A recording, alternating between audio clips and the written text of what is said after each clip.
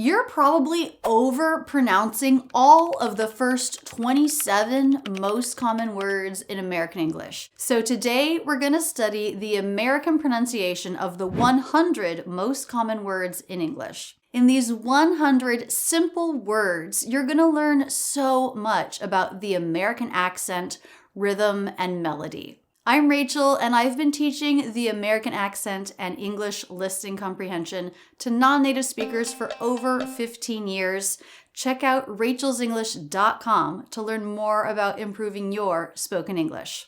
To start, let's look at 1 through 10, the most common, most important, most used words in the English language. We'll learn what exactly a reduction is and how it will help you understand fast English and speak more natural American English. The number 1 most common word in American English is the.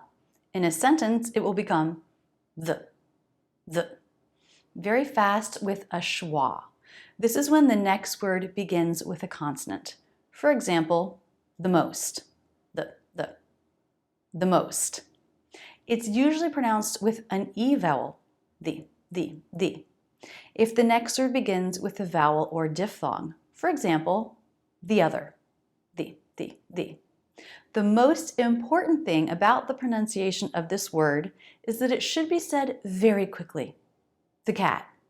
It should never be the cat, always the cat, the.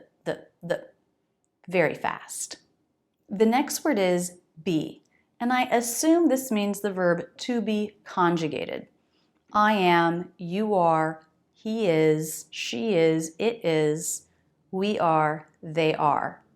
The important thing to know about these pronunciations is that they will almost always be said in contraction. I am becomes I'm. Said very quickly, I'm. Sometimes you'll even hear it as just the M sound. I'm sorry. This is a natural pronunciation. You are, your, reduces to your. Super fast. Basically, no vowel. Your. You're gonna be okay. Your. Very fast. He is becomes he's. She is she's. It is it's. Sometimes we reduce this even further. We change a sound, we drop the vowel. We say just ts. It's cool. It's awesome. Have you ever heard that? It's cool. It's raining. It's a common reduction. We are, we're becomes we're. We're running late. We're. Very fast.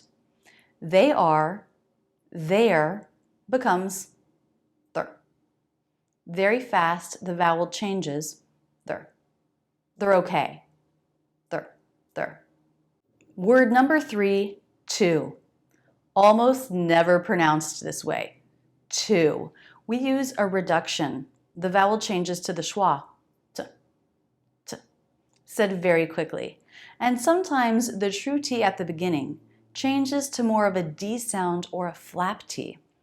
Let's go to the beach. Go to the. Go to. How is to being pronounced there? Ra. Go to. A flap of the tongue and the schwa. Said very quickly. Go to. Go to the beach. It's nothing like to, is it? Of. Again, we don't fully pronounce this word. It's not of. It's of. Schwa, very light V said very quickly. And actually, you'll often hear this word without the V. Then it's just the schwa, and we pronounce it this way in phrases like kind of and sort of. Kinda, sorta. For example, I'm kinda tired. Kinda. Schwa, very fast. Kinda. Okay, we're only 4 words in, but let's review. I'm going to put up a sentence. Look at it Find the reduction, and then say the sentence with the reduction. Say that reduction very quickly. Here's one sentence. I am, remember, becomes I'm. How quickly can you make that first word? I'm running late. I'm running late. Try it as just the M sound. I'm running. I'm running. I'm running late. Sorry guys, I'm running late. So natural. When you learn the reductions in American English and you start to really use them in your speech, you gain a native feeling. Also, understanding Americans becomes easier because you can start to identify the reductions. One more for you to try out loud right now. I want you to try reducing the word to. Look at it, think about it. Now try it out loud. I know how to do it. Howda, howda, howda. I'm making that with the flap T and the schwa. Are you? Try it again. Howda. I know how to do it. All right, we'll keep going with number 5, and. And, another word that we rarely fully pronounce. There are a couple of different ways to reduce this. We'll start with the full pronunciation and we'll reduce from there. A vowel followed by N consonant. The tongue is lifted in the back for a, then relaxes before the N. So it's not a pure a sound. And.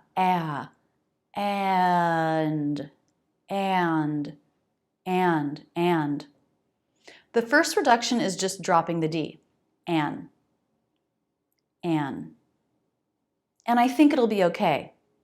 Ani. No D, just the N into the next word. And I think it'll be okay. Another reduction, more common, is just to say the N sound. And I think it'll be okay. Just straight from the N into the next word. And I think it'll be okay. Cookies and cream, salt and pepper, black and white, up and down, left and right. All of these, I'm just making a quick N sound, linking the two words, up and down. Number 6. Okay, we're actually going to do 6 and 32 together because they're related. They're the articles a and an. Now we don't say a and an, we say and an. Schwa, very fast, very little movement of the mouth. A coffee, or an example, an. Number 7, in. We don't drop or change a sound here, we don't reduce, but it is still unstressed.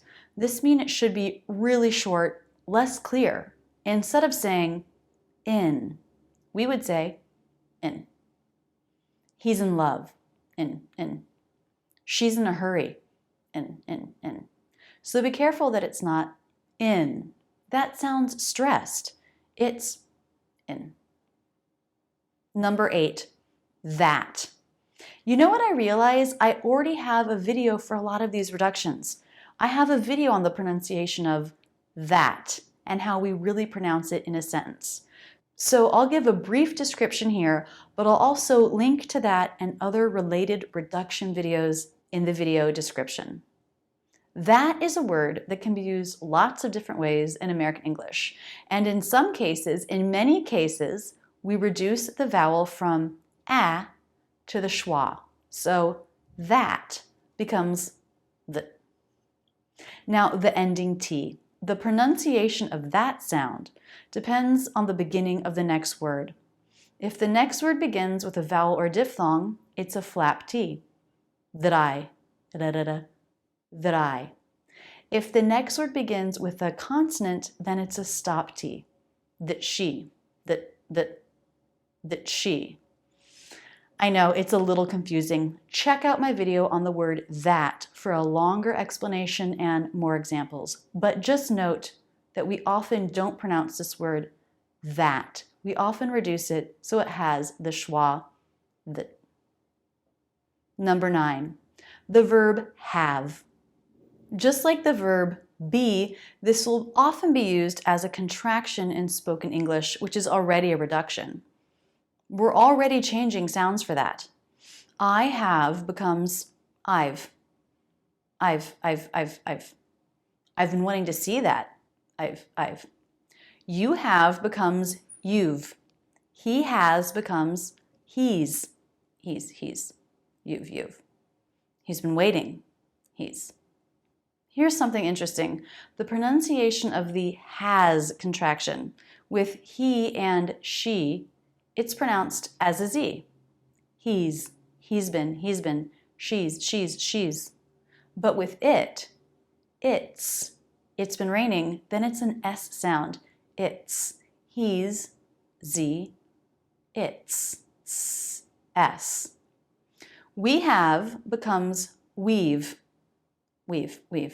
And they have becomes they've, which sounds like they've when it's unstressed. Number 10, the pronoun I.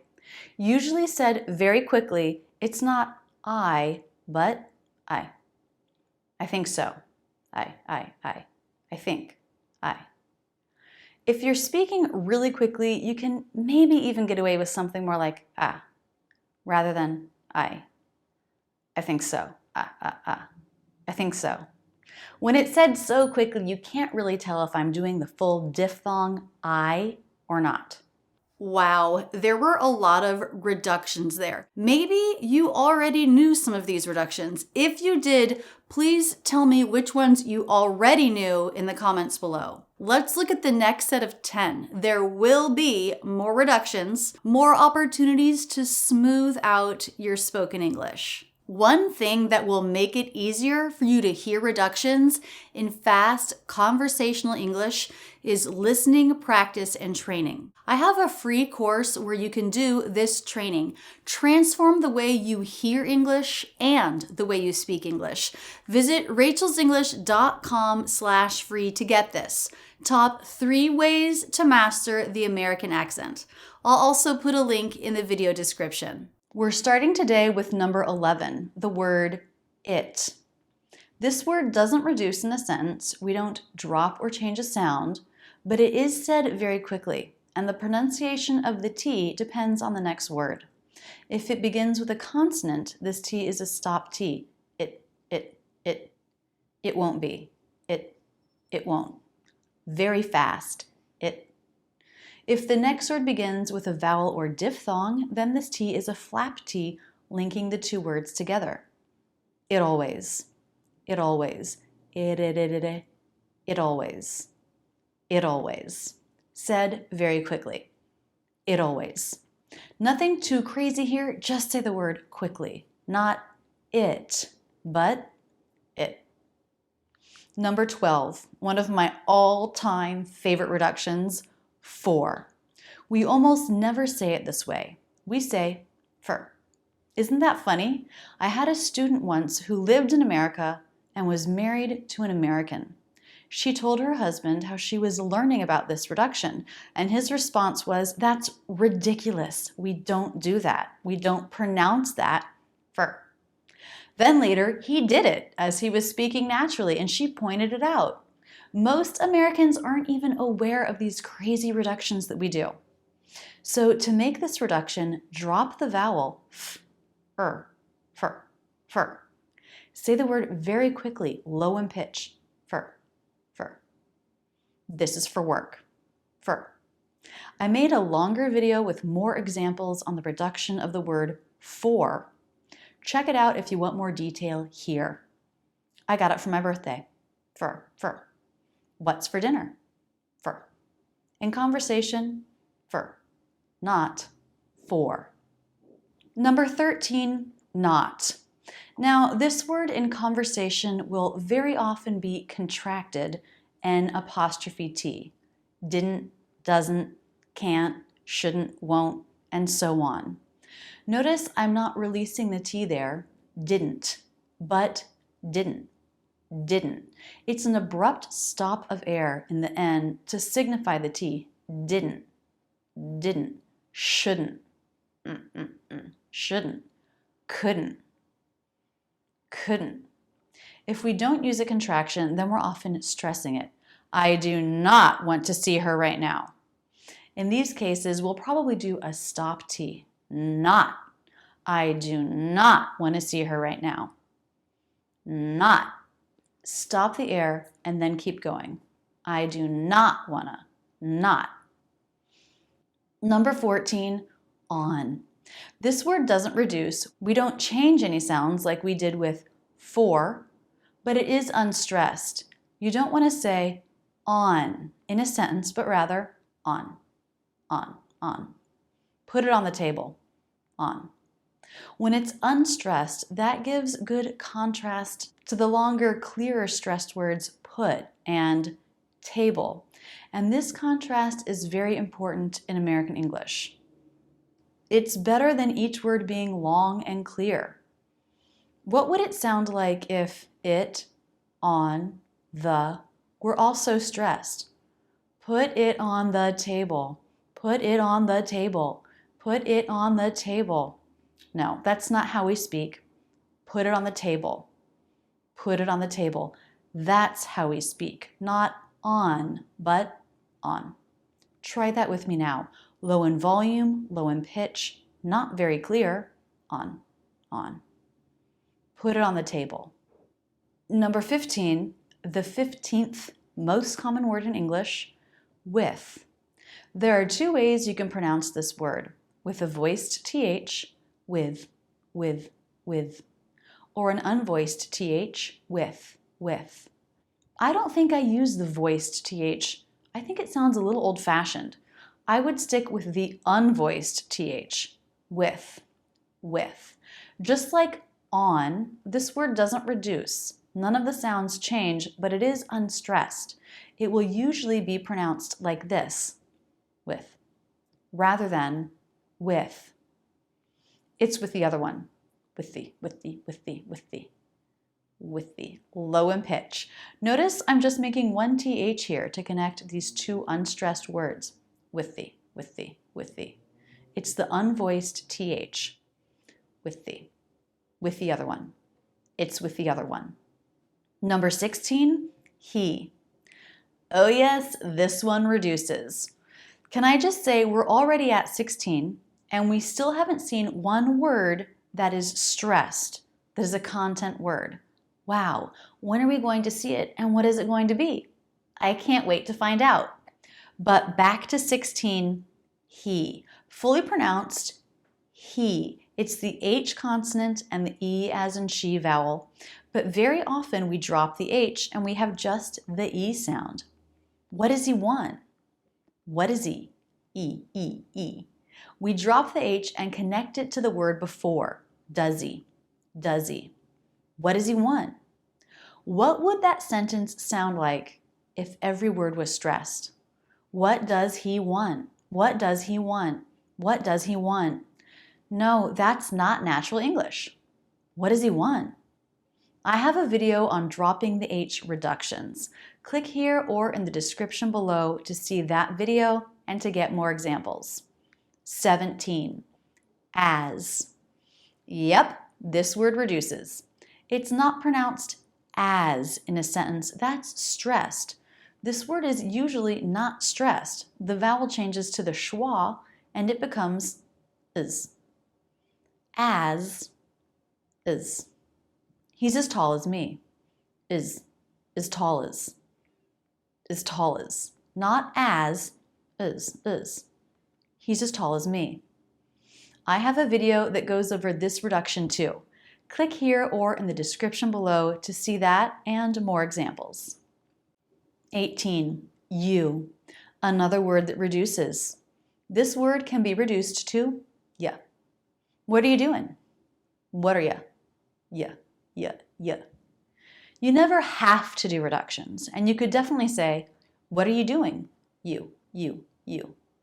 I'm not reducing that, I'm not changing the vowel, but I am still making it unstressed. You, instead of you. This word will usually be unstressed. That means don't pronounce it you, which is stressed. Pronounce it you. Or reduced y. 19. Do.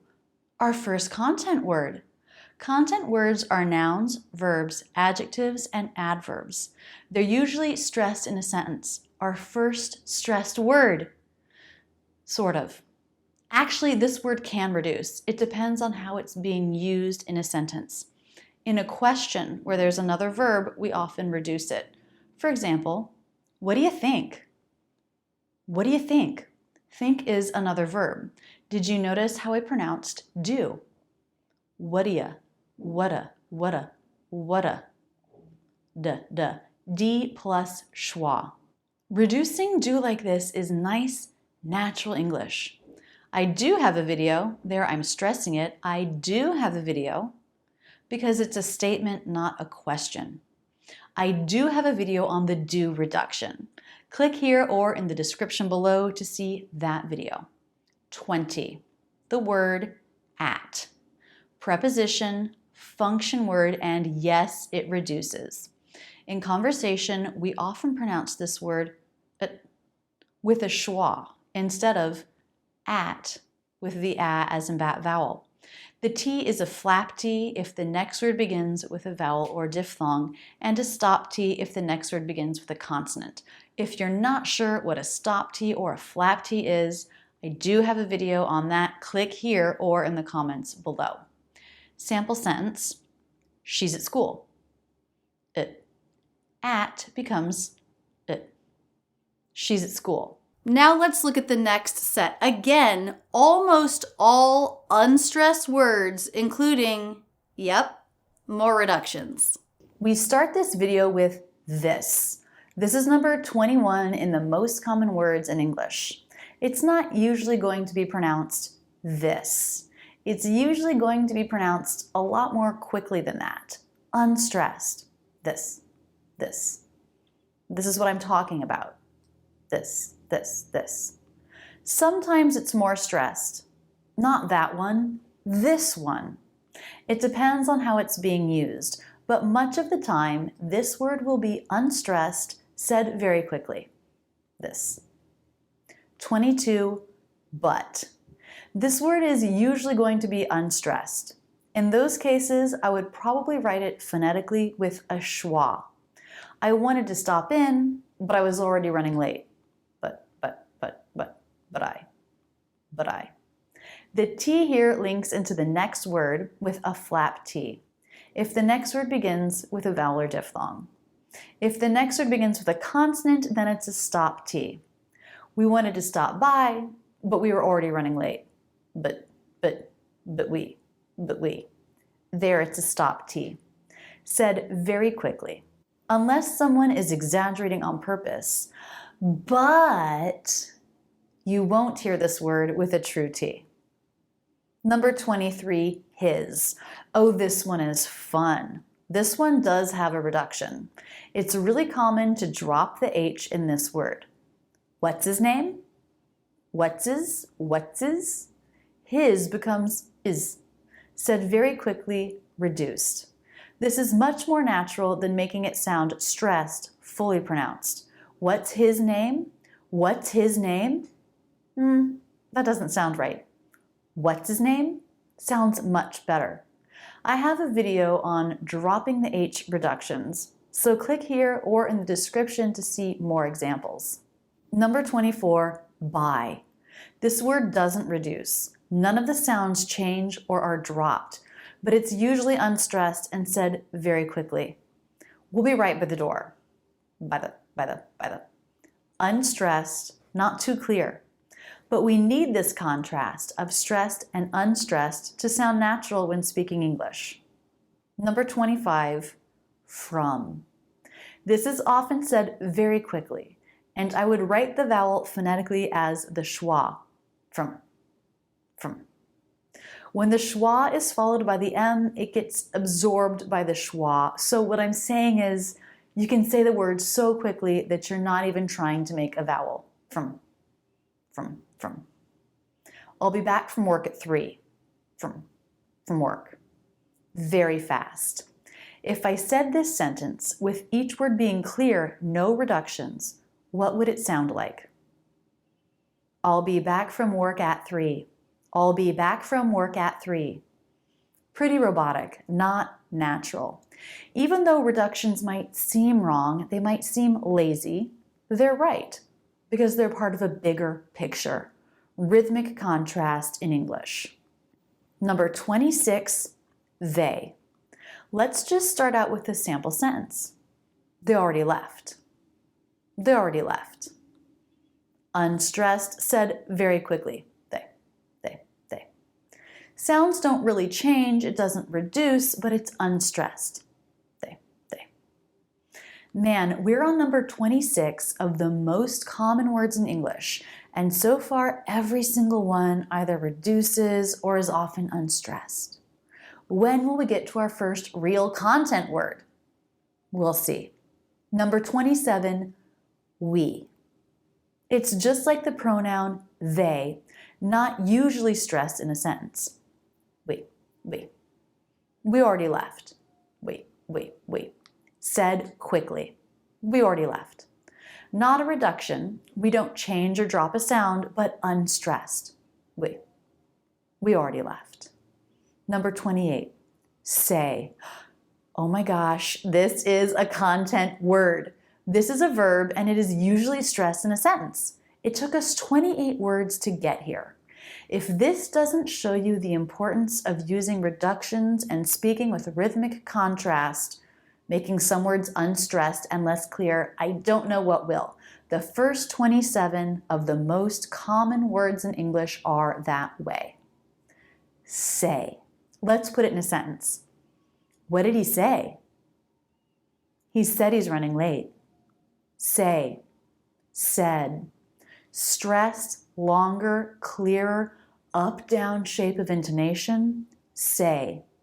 S consonant, A diphthong. We need jaw drop for that. Say. There's something interesting about say, said, and says. The diphthong changes. Check out a video I made on that change by clicking here or in the description below. Number 29, her. Okay, we're back to a word that reduces. It's very common to pronounce this word with no H. It becomes What's her name? When we drop the beginning H, we take the word and attach it to the end of the word before. What's her? What's her name?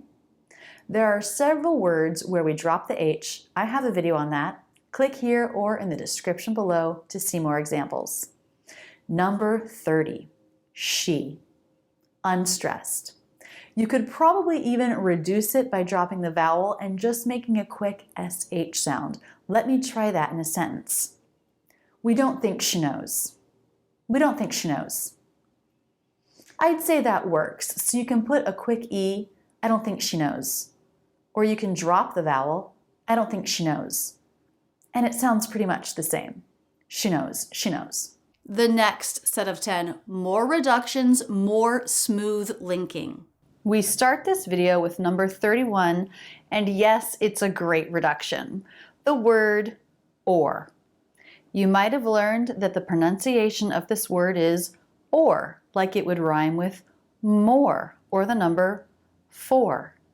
But more and for are content words. That means they will often be stressed in a sentence, given more time. Or is a function word. That means it's not stressed in a sentence. It's not one of the most important words, and it's said very quickly. Remember, English is a stress-timed language. That means all syllables are not equal in length. We have long syllables and short syllables. And speaking with that contrast is really important in sounding natural in American English. So or isn't pronounced or in conversation. That's too long, it's too clear. We need it to be shorter. It's actually or. Said very quickly, low in pitch. It can also be reduced, then it's pronounced The vowel reduces to the schwa. You don't have to try to make the schwa, it gets absorbed by the R sound. Just make an R. Let's put it in a sentence. Would you like white or brown rice? White or brown? Would you like white or brown rice? White or brown? whiter, Just an R sound linking these two words. I'm leaving Monday or Tuesday. Mondayer, Mondayer, Monday or Tuesday. Just an extra R sound between. Great rhythmic contrast. If you're just jumping into the series, you may be thinking, how important are reductions? How frequent are reductions? Out of the 31 most common words in English that we've studied so far, only one is always stressed. 30 are usually unstressed or reduced. So there's your answer. Most common words, what's 32? The indefinite article an. Unstressed, it reduces to the schwa, un. We actually already covered that one when we learned about the indefinite article a or back in video 1 of this series. Number 33, will. If this is the only verb in the sentence, I will, he will, then it's stressed. But most of the time, it's not the only verb. It's used to indicate something in the future. I like fishing. That's right now, present. I'll like fishing when I learn more about it. This is the future. The word will is usually written and spoken in a contraction. I'll like fishing when I learn more about it. I will becomes I'll, but I reduced it. All. I'll like fishing. Just like the word all, said very quickly. All. I'll like fishing when I learn more about it. What other will contractions might you hear? You'll. We pronounce this more like you'll. He'll. In a sentence, this will be more like he'll or hull. He'll be coming by at 3. Hull. She will, she'll. This can be reduced, she'll or she'll. She'll have the report ready soon. She'll. It will becomes it'll with a flap T. This is just like the word little without the L. These are both tough words, and I have a video on the word little, which might make this contraction easier to pronounce. I'll put a link here and in the description below. This schwa L ending, the contraction of will, can go at the end of any third-person singular noun. The dog becomes the doggle. The dog'll need to be walked soon. Tuesday becomes Tuesday'll. Tuesday'll be better. John will becomes John'll. John'll be here soon. Note, in writing, these might show up as a misspelling, as not a word, but this is how we speak. This contraction, this reduction of will, if it's a pronoun like she'll, then it's not considered a misspelling. But this is a case where how we speak English is different from how we write it. It's common to reduce and say, John'll. John'll be here at 3, rather than John will be here at 3. We will, we'll. You might hear this as will or wool. 2 different reductions. We'll be late. We'll be late. They will, they'll, often reduced to they'll. They'll be hungry when they get here. Third person plural, again, if you write this as a contraction, it will show up as a misspelling, but speaking this way is very common. The kids will becomes the kids'll. The kids'll be tired. The kids'll be tired. A dark L at the end of the word. Wow, there was a lot to talk about with the word will because of the way it contracts and reduces with so many different words. Number 34, my, a possessive pronoun. This is my boyfriend. My shirt's too big. We don't reduce it, we don't change or drop one of the sounds, but it's unstressed. This is the word's most common use, but it can be used another way. It can be used as an expression or an interjection to show surprise. Oh my! Maybe it's even showing a little disapproval. My. In these cases, it would be stressed, it would be longer, it would have the up-down shape of stress. Number 35 in the 100 most common words in English list, one. It's a little word, but it has a lot of different uses. As a noun or an adjective, it'll probably be stressed. For example, we're looking for one teacher to join our team. One. But it can also be used as a pronoun, and in that case, you might hear it reduced. Instead of one, it'll be un. I need a new phone, this'n's gonna die. This'n, this'n's. This'n's gonna die. This'n's gonna last longer, but that'n's cheaper. That'n, this'n. Did you notice the pronunciation? This'n, that'n. The apostrophe S is for the contraction is. This'n's, that'n's. Now, you don't have to pronounce it this way. You can say this one's, that one's. But you'll definitely hear Americans occasionally reduce the word to un. Number 36, the word all. This one I would say is usually going to be stressed and a little longer. It's most commonly used as an adjective, or a noun, or an adverb. Did you eat all the cake? We've been having all sorts of problems. So here we are, number 36. The 36 most common words in English, and this is only the second word that doesn't have a reduction or isn't unstressed in some cases. Wow. The other one was say, back at number 28. What does this mean? Many of the most common words in English are words that are unstressed or reduced. If you ignore these, you can never sound natural because they're everywhere. And chances are, when you learned the words, you did not learn the reductions and you did not learn how to make them unstressed. So we're trying to fix that now. Let's keep going. Number 37, the word would. I'm actually going to also work on 67 at the same time, the word could, and I'll throw in as a bonus a word that's not on the list, the word should. Actually, with many of the reductions on this list, I've made a video that goes over these pronunciations. Should I just put it in here? Would you like to see it? Should, would. It's a good one. It's useful. Let's watch. These words all rhyme. The pronunciation is simpler than it looks. The L is silent.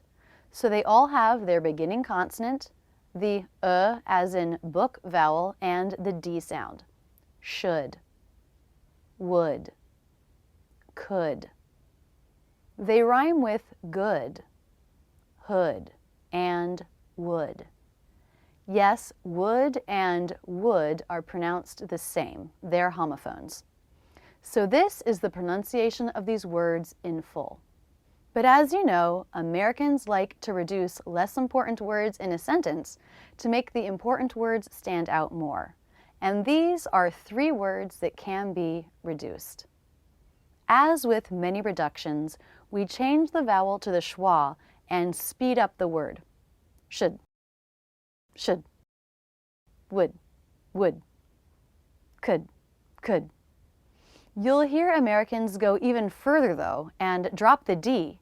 I noticed I did this when I was doing a Ben Franklin exercise on some of my own speech. Should we get dinner? Yeah. Should we get dinner? One of the things I notice is I'm dropping the D sound. Should we? Should we?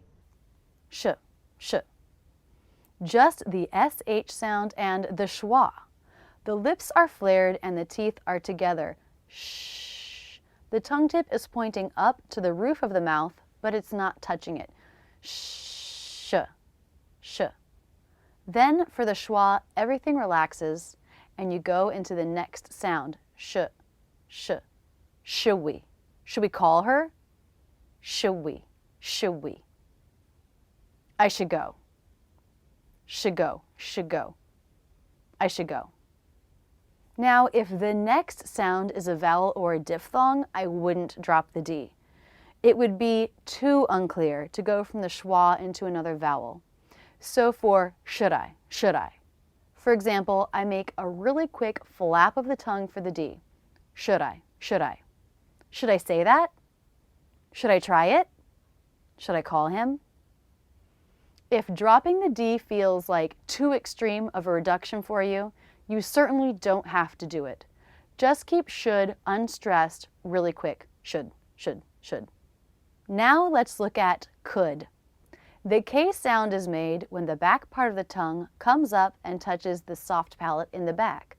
K, k, k, k. Could we try later? Could we? Could we? Again, just dropping the D. K sound, schwa, next word. Could we? Could we? Saying it with a D when the next word begins with a vowel or diphthong. Could I? Could I come back later? Could I? Could I? So just a nice short could. Finally, would. For the W sound, the lips are in a tight circle and the back part of the tongue lifts. W, w, w. Will we want to do that? Will we? Will we? Will we want to do that? Or, with a really quick D sound, where would I go? Would I? Would I? Would I? So you can reduce these words by changing the vowel to the schwa. You can reduce them further by dropping the D unless the next sound is a vowel or a diphthong. Number 38. Actually, we're going to do 38 and 39 at the same time because they're homophones. What are homophones? Words that are spelled differently and have different meanings, but that are pronounced exactly the same. 38 is there, and 39 is there. If homophones seem confusing to you, you're not the only one. I actually have a very long video that goes over many homophones in American English. You can click here to see it or check the video description. There, there. Fully pronounced, we have there, but both of these can reduce. The word there can be used lots of different ways, and a common way is the phrase there is or there are. These phrases will often be in contraction, theirs and therer, but these contractions can reduce when we say them. Then it becomes theirs and there. There's a good reason why I can't tell you. There's a good reason. Theirs, theirs, theirs. It has the schwa rather than the e vowel. It's said more quickly. The contraction there are gets even less clear. It's really just one syllable, there. R reduces and we lose it. It has the same sounds as the reduced there, so it blends in. There are lots of reasons why I can't tell you. There are lots. There are lots of reasons. What about the contraction they are there? Yes, that also reduces. It might not be pronounced there, but instead there, with the schwa. They're in the kitchen. They're in the kitchen. And the last word for this video, number 40, what. This word can reduce. Fully pronounced, it's what. And the T is a flap T if the next word begins with a vowel or diphthong. What are you going to do? Water, ra-ra-ra-ra, flap. The T is a stop T if the next word begins with a consonant. What were you thinking? What were, stop T. But if the next word begins with a D, then we can reduce the word what by dropping the T. Make the vowel a schwa, so the word what becomes a very quick what. Whatted and whatu are common word combinations where we do this. What do you think? Whatu. The word what is simply wa. What did you say? Whatted. Again, the word what is simply wa. Okay, now the next set of 10. We're getting into some stressed words now, but still some reductions. Today we're starting with number 41, the word so. Does this word reduce? Yes, it does. Fully pronounced, it has the O as in no diphthong. So. I don't think so. So. Your hair looks so good. So. but you'll hear it reduced to s when it's used as a filler word at the beginning of a sentence. As a filler word, the word doesn't really have meaning. For example, so what do you think? So what do you think? So. So you're gonna need another one. So. You'll definitely hear Americans do this. Number 42, up. Hey, we found another word that doesn't reduce. This word will be stressed. We're on number 42 of the 100 most common words in English. And this is only the third word that generally is always stressed. How amazing that so many words are unstressed or reduce. For this word, we have the as in butter vowel and the P consonant, up, up. P is a stop consonant, which means we stop the air up and release it. The release is very light, up, up. Sometimes we don't release stop consonants, like if it's at the end of a thought group. What's up? What's up? There, I'm not releasing the P. What's up? Also, we often skip the release if the next word begins with a consonant sound. What's up, Mom? What's up, Mom? My lips came together for the P, but then when they parted, rather than P, the light escape of air, I just went right into the M sound. I think up is so common because it's used in so many phrasal verbs. Crack up, break up, throw up, act up, creep up, butter up, burn up, bone up, just to name a few. There are so many phrasal verbs in English. At the beginning of 2017, I made a new video every day going over phrasal verbs. Click here to see that collection or see the link in the video description. Number 43, out. Oh, this is funny. This is another word that is common in phrasal verbs. Work out, figure out, burn out, black out, block out, stand out, bring out. Not surprising that some of these phrasal verb parts are showing up on this list. There are a bunch with out. And this word doesn't reduce. We have the ow diphthong, ow, and the T consonant, out, out. And just like P, T is a stop consonant. We don't usually release it if it comes at the end of a thought group or if the next word begins with a consonant. Let's look at some examples. Watch out. End of the phrase, an unreleased T. Watch out. I cut off the air, so it's not watch ow, watch ow. That would just sound like there's no T. But with an abrupt stop, watch out. Without the falling intonation, it sounds like a T to us. Watch out. You can't back out now. Out now. There the T was followed by a word beginning with a consonant, another stop T. Out now. Out now. T is special. If the next word begins with a vowel or diphthong, then we flap it, a single against the roof of the mouth. For example, get out of here. Outa, outa, ra, ra. A flap T to connect the two words. And did you notice the reduction of? Yep, that's just the schwa. Of is word number 4 in the 100 most common words in English list. Number 44, the word if. This word is usually a conjunction and then it's unstressed.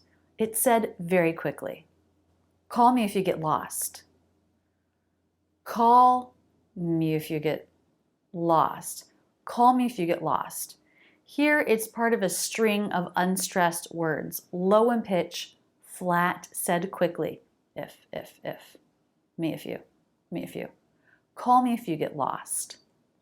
You might even hear the word reduced at the beginning of a sentence, just the F sound attached to the next word, no vowel. If you want to leave, that's okay. If she doesn't care, that's okay. If you wanna, she, reduced.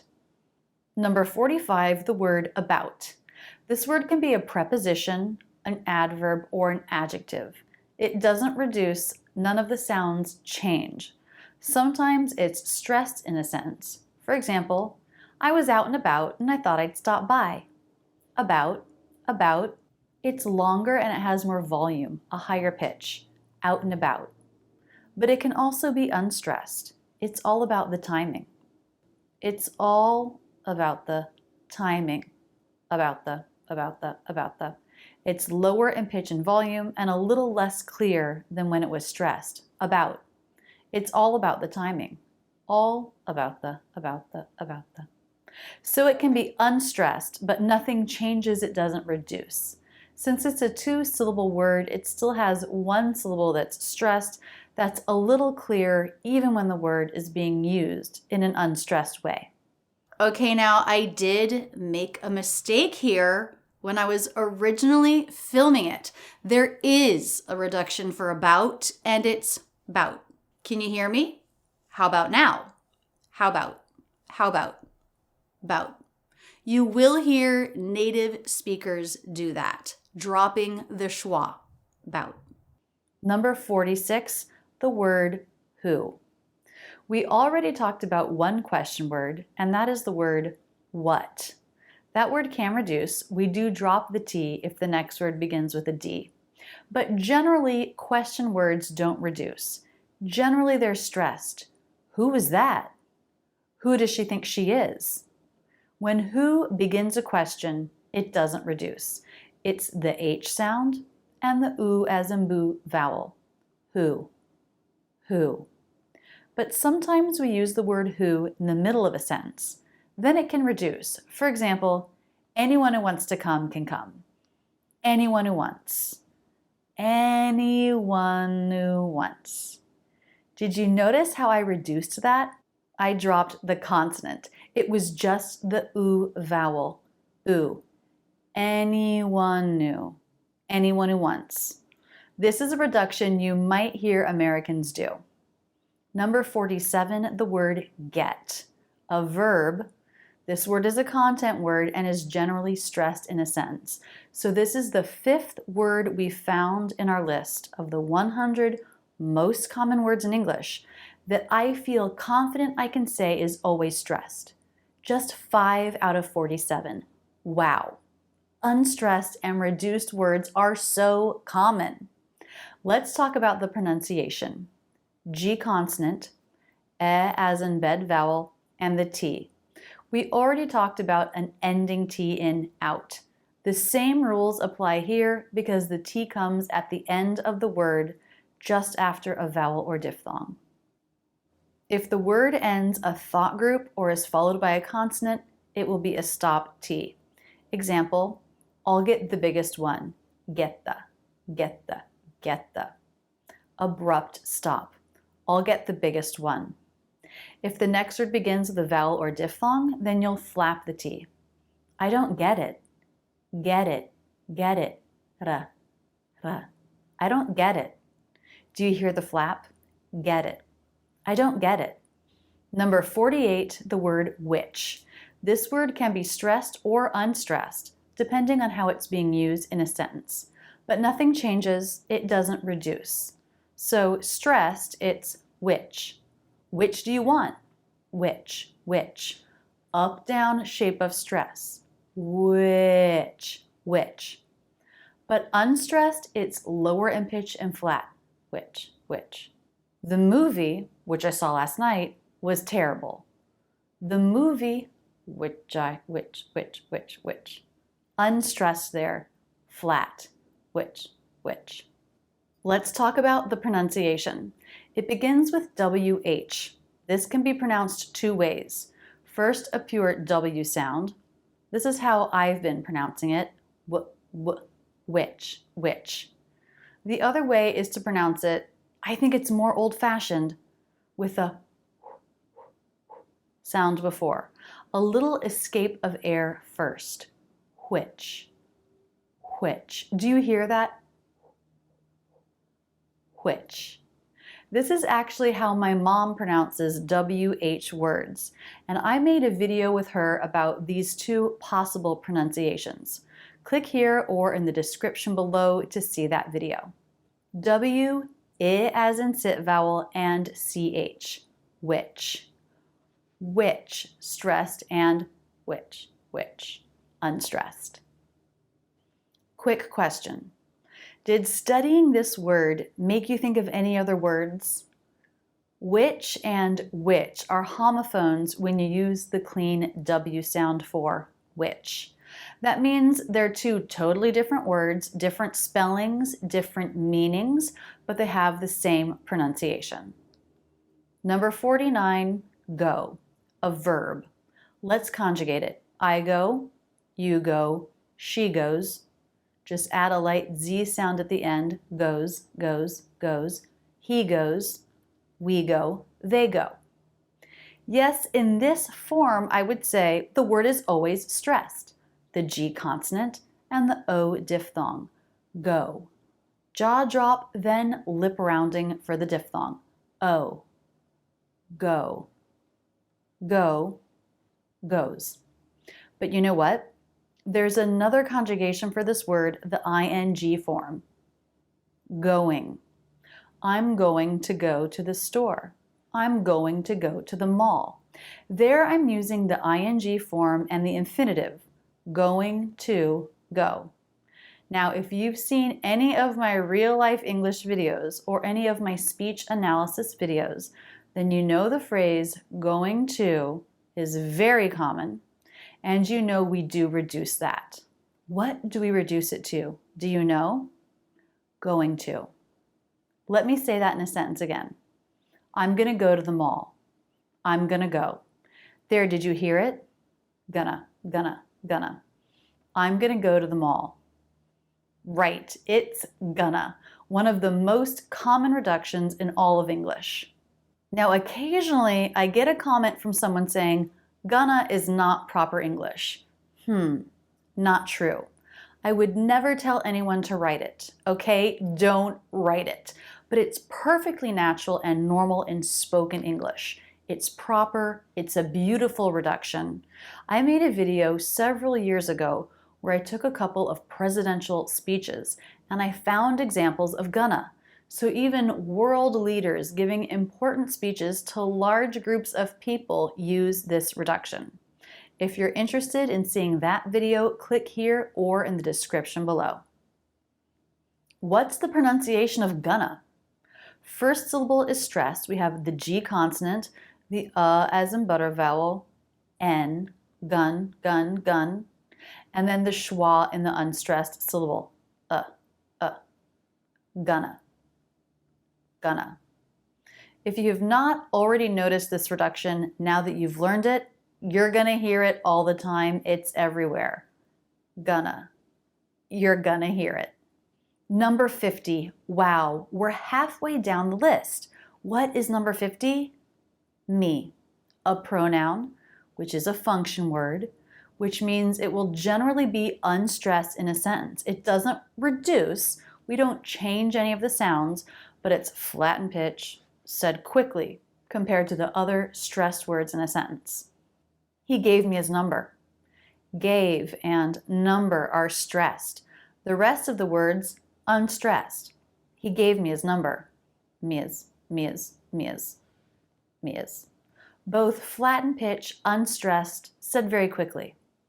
Do you hear how I'm reducing the word his, dropping the H? Wow, did we cover that? Yeah, we did. That was number 28. The next set of 10, more question words, more verbs, but still some very important reductions. Can you guess any of them? Can you? Number 51, the word when. This word definitely reduces. Fully pronounced, it's the W sound, the E as in bed vowel, and the N consonant, when. You may be thinking, I've heard this word pronounced differently. You may have heard it pronounced when. When. WH words can be pronounced with a sound before the W. It's not necessary and it's not my preference.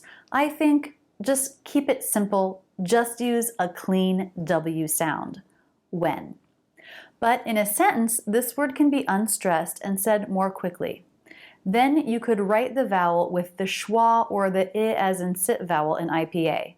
When becomes when. Said very quickly. If you don't know what IPA, the International Phonetic Alphabet, is, I have a playlist of videos that goes over that. Click here or in the description. Let's look at some example sentences. When are you going to stop by? When. When are you? I said that very quickly, unstressed. When. When are you going to stop by? Another sentence. It was better when we were kids. When. When we were. Unstressed, said very quickly. It was better when we were kids. You see, we don't want every word in American English to be fully pronounced. When. Some of the understandability of English depends on the contrast of stressed and unstressed syllables, clear and less clear. Let's look at number 52, the word make. Now this is a stressed word. We have two categories of words in American English, content words and function words. Content words are nouns, verbs, like this verb make, adjectives and adverbs, and content words are what are generally stressed in a sentence. Make, M consonant, A diphthong, and the K sound is usually stressed in a sentence. Make. Make. It has an up-down shape. That's the stressed shape of intonation. Make. That's different from when, which was flatter in pitch and lower. Make. Longer, shape of stress, more clear. Sentences. I'll make you one. Make. Make. It would make things easier. Make. Make. Number 53. Here we have a beautiful reduction. It's the word can. If can is the main verb, then it's not reduced. Who can help tomorrow? I can. Also, it doesn't reduce if it's a noun, a can of soup. But most of the time, can is a helping verb, not a main verb, and that means it reduces. We change a sound. Let's go back to the example, who can help tomorrow? I can. In the question, who can help tomorrow? Help is the main verb. Can is the helping verb. Did you hear how I pronounced it? Who can help tomorrow? Who can help? It's no longer can, but can. Who can? Who can help? Short, flat, no vowel. We write it in IPA with the schwa. Can. Try that. Can. Who can help? I can see you. See, the main verb. Can, the helping verb. Can. I can. I can see you. That's quite a reduction. Very common. Number 54, the word like. This word can be used lots of different ways, so it can be an adverb, a noun, or an adjective, which would mean it's stressed. Or it can be a preposition or conjunction, which means it will be a function word and is unstressed. However, even when it's unstressed, this word does not reduce. Let's look at an example where it's stressed. I don't like it. Like. I don't like it. Here it's stressed. Like. Up-down shape of stress. But what about this sentence? He acted like nothing happened. He acted like. Lower in pitch, much faster. He acted like nothing happened. He acted like nothing happened. Like. Unstressed. None of the sounds change, so it doesn't reduce, but it's pretty different from the stressed version, like. One more example, and this is a really common use of the word. We use this when we're telling a story, something that happened to us, and we're talking about what someone said or someone's reaction. For example, yesterday I saw Jim walking home from school, and I was like, "Do you need a ride?" And he was like, no, I'm just gonna walk. I was like, he was like, she was like, you were like. All of these are examples of like, unstressed. Number 55, time. Now this word, a noun, an adjective, a verb, is always a content word. That means it will likely be stressed. This is only the 6th word in this list so far that's always stressed. We're on number 55. That's crazy. So if you thought every word you spoke needed to be clear and fully pronounced, I hope this series is helping to change your mind. This word is pronounced with the true T because it's stressed. It has the I as in by diphthong, and don't forget that M. Time. Lips have to come together. Time. There's no case where the lips don't come together for the M. Always. Time. Time. Crisp, clear, true T. Teeth come together for it. T, t, t. Time. Up, down, shape of stress. Let's look at a sentence. What time is it? Time. A noun. Or, you do sit-ups for a minute and I'll time you. Time. Time. There it's a verb, still stressed, same pronunciation. Number 56, no. Another word, the 7th word, that will generally always be stressed. There's not a case where it would usually reduce or be unstressed. No. No. Up, down shape. No. And please don't ever forget the lip rounding that goes into this diphthong. Oh, no. No. I have no idea. He voted no on the sugar tax. No. No. That was a simple one, wasn't it? What about 57? 57 is interesting. The word just. It's either an adjective or an adverb, and those are both content words, so it will generally be stressed.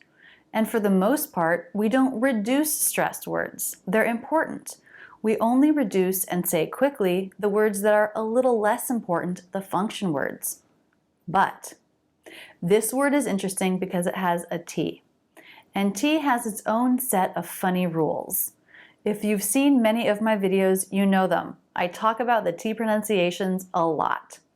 If the T comes between two consonants, we often drop that T. Well, that's a reduction. Let me show you what I mean. When the word just is followed by a word that starts with a consonant, there's a good chance that a native speaker will drop the T and just say just, instead of just. I just thought, why not? Just thought. The ST ending is followed by TH. The T comes between two consonants. We drop it. Just thought. I just missed the bus. I just missed the bus. STM, drop the T. Just missed. I just missed the bus.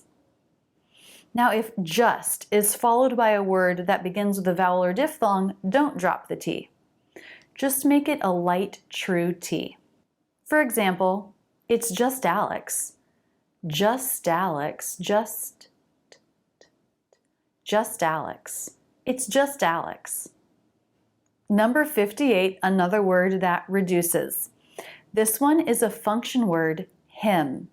And just like number 9, have, number 16, he, number 23, his, number 29, her, we often drop the H and link this to the word before.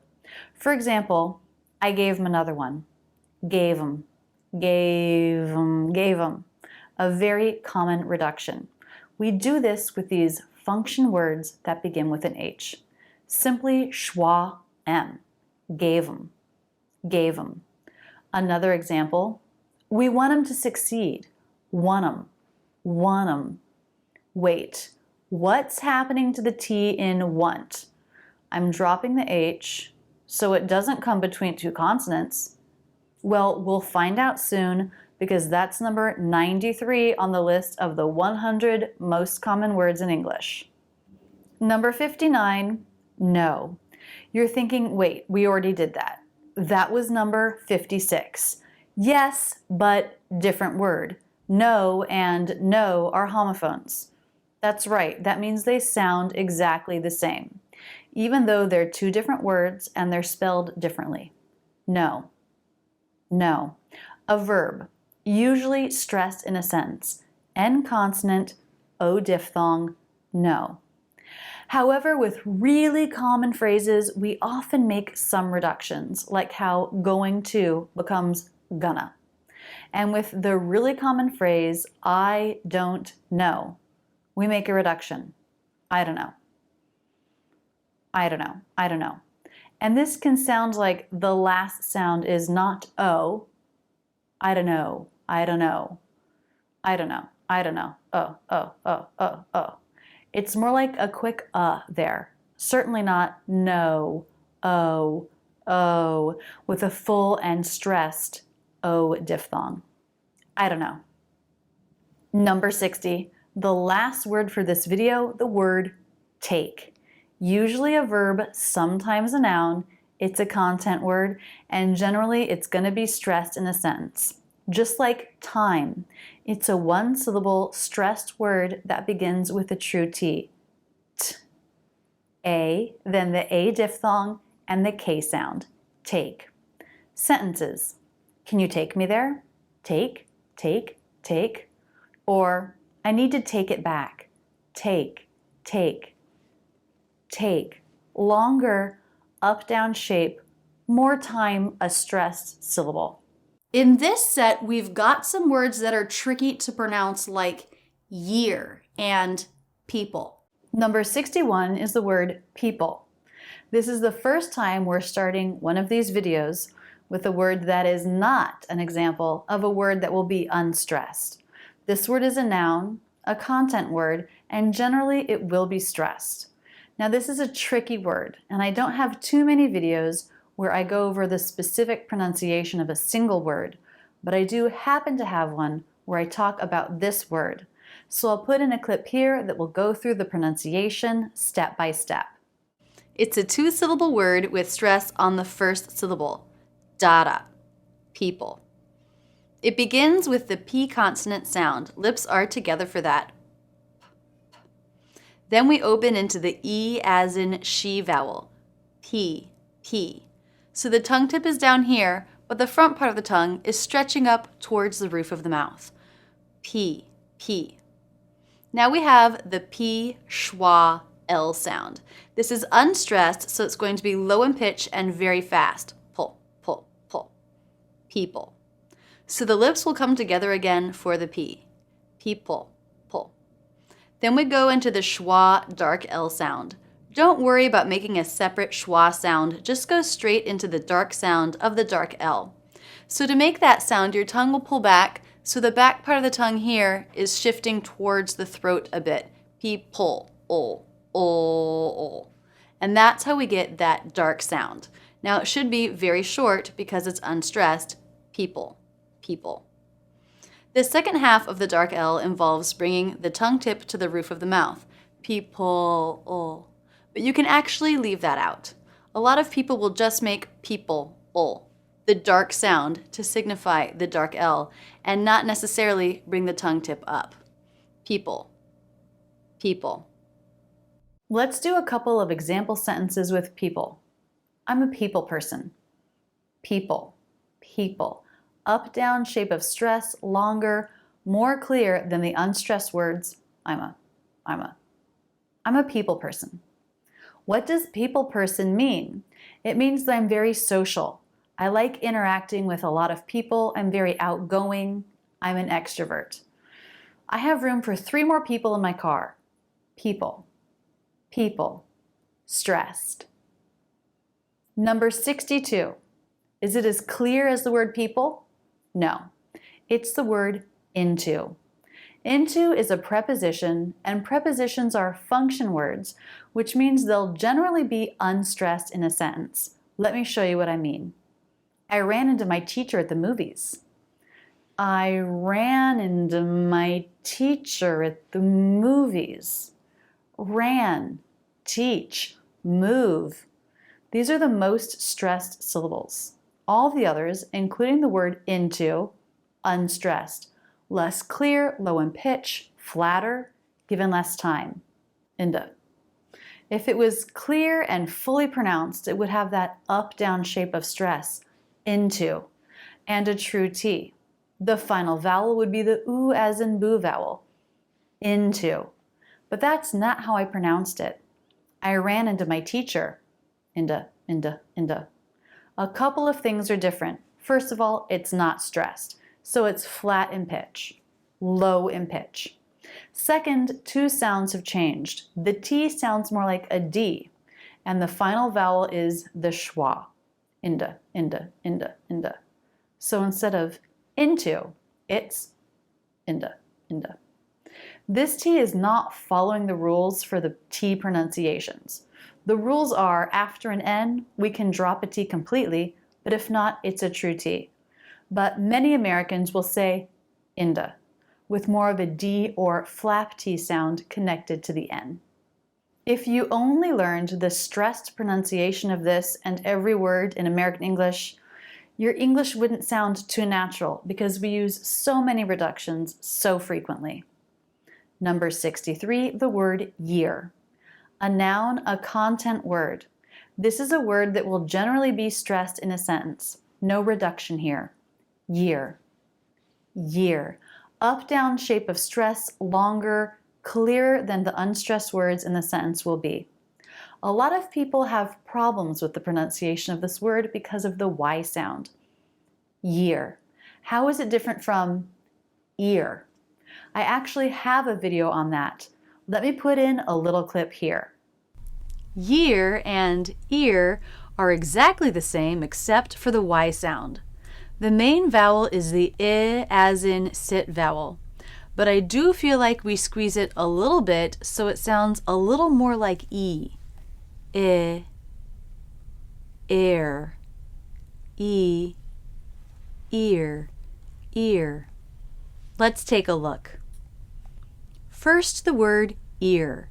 For the I or E vowel, the jaw drops just a bit and the corners of the lips pull out wide, just a little. The tongue tip is down here, touching the back of the bottom front teeth. The front part arches towards the roof of the mouth without touching it. Next is the schwa R sound. Look for the tongue pulling back as the lips flare. The tongue pulls back and up, with the tip pointing down so it's not touching anything. Now let's take a look at year. The jaw dropped a little bit more here. Why? To accommodate the movement of the tongue. While the tip is down in the same position for the next vowel, the middle part of the tongue actually touches the roof of the mouth and pushes forward a bit. Y, y. At the same time, the throat closes off down here, y, to add a different dimension to the sound. E, y, e, y. Let's watch the Y several times to see that motion of the tongue pulling down from the roof of the mouth. Y, y.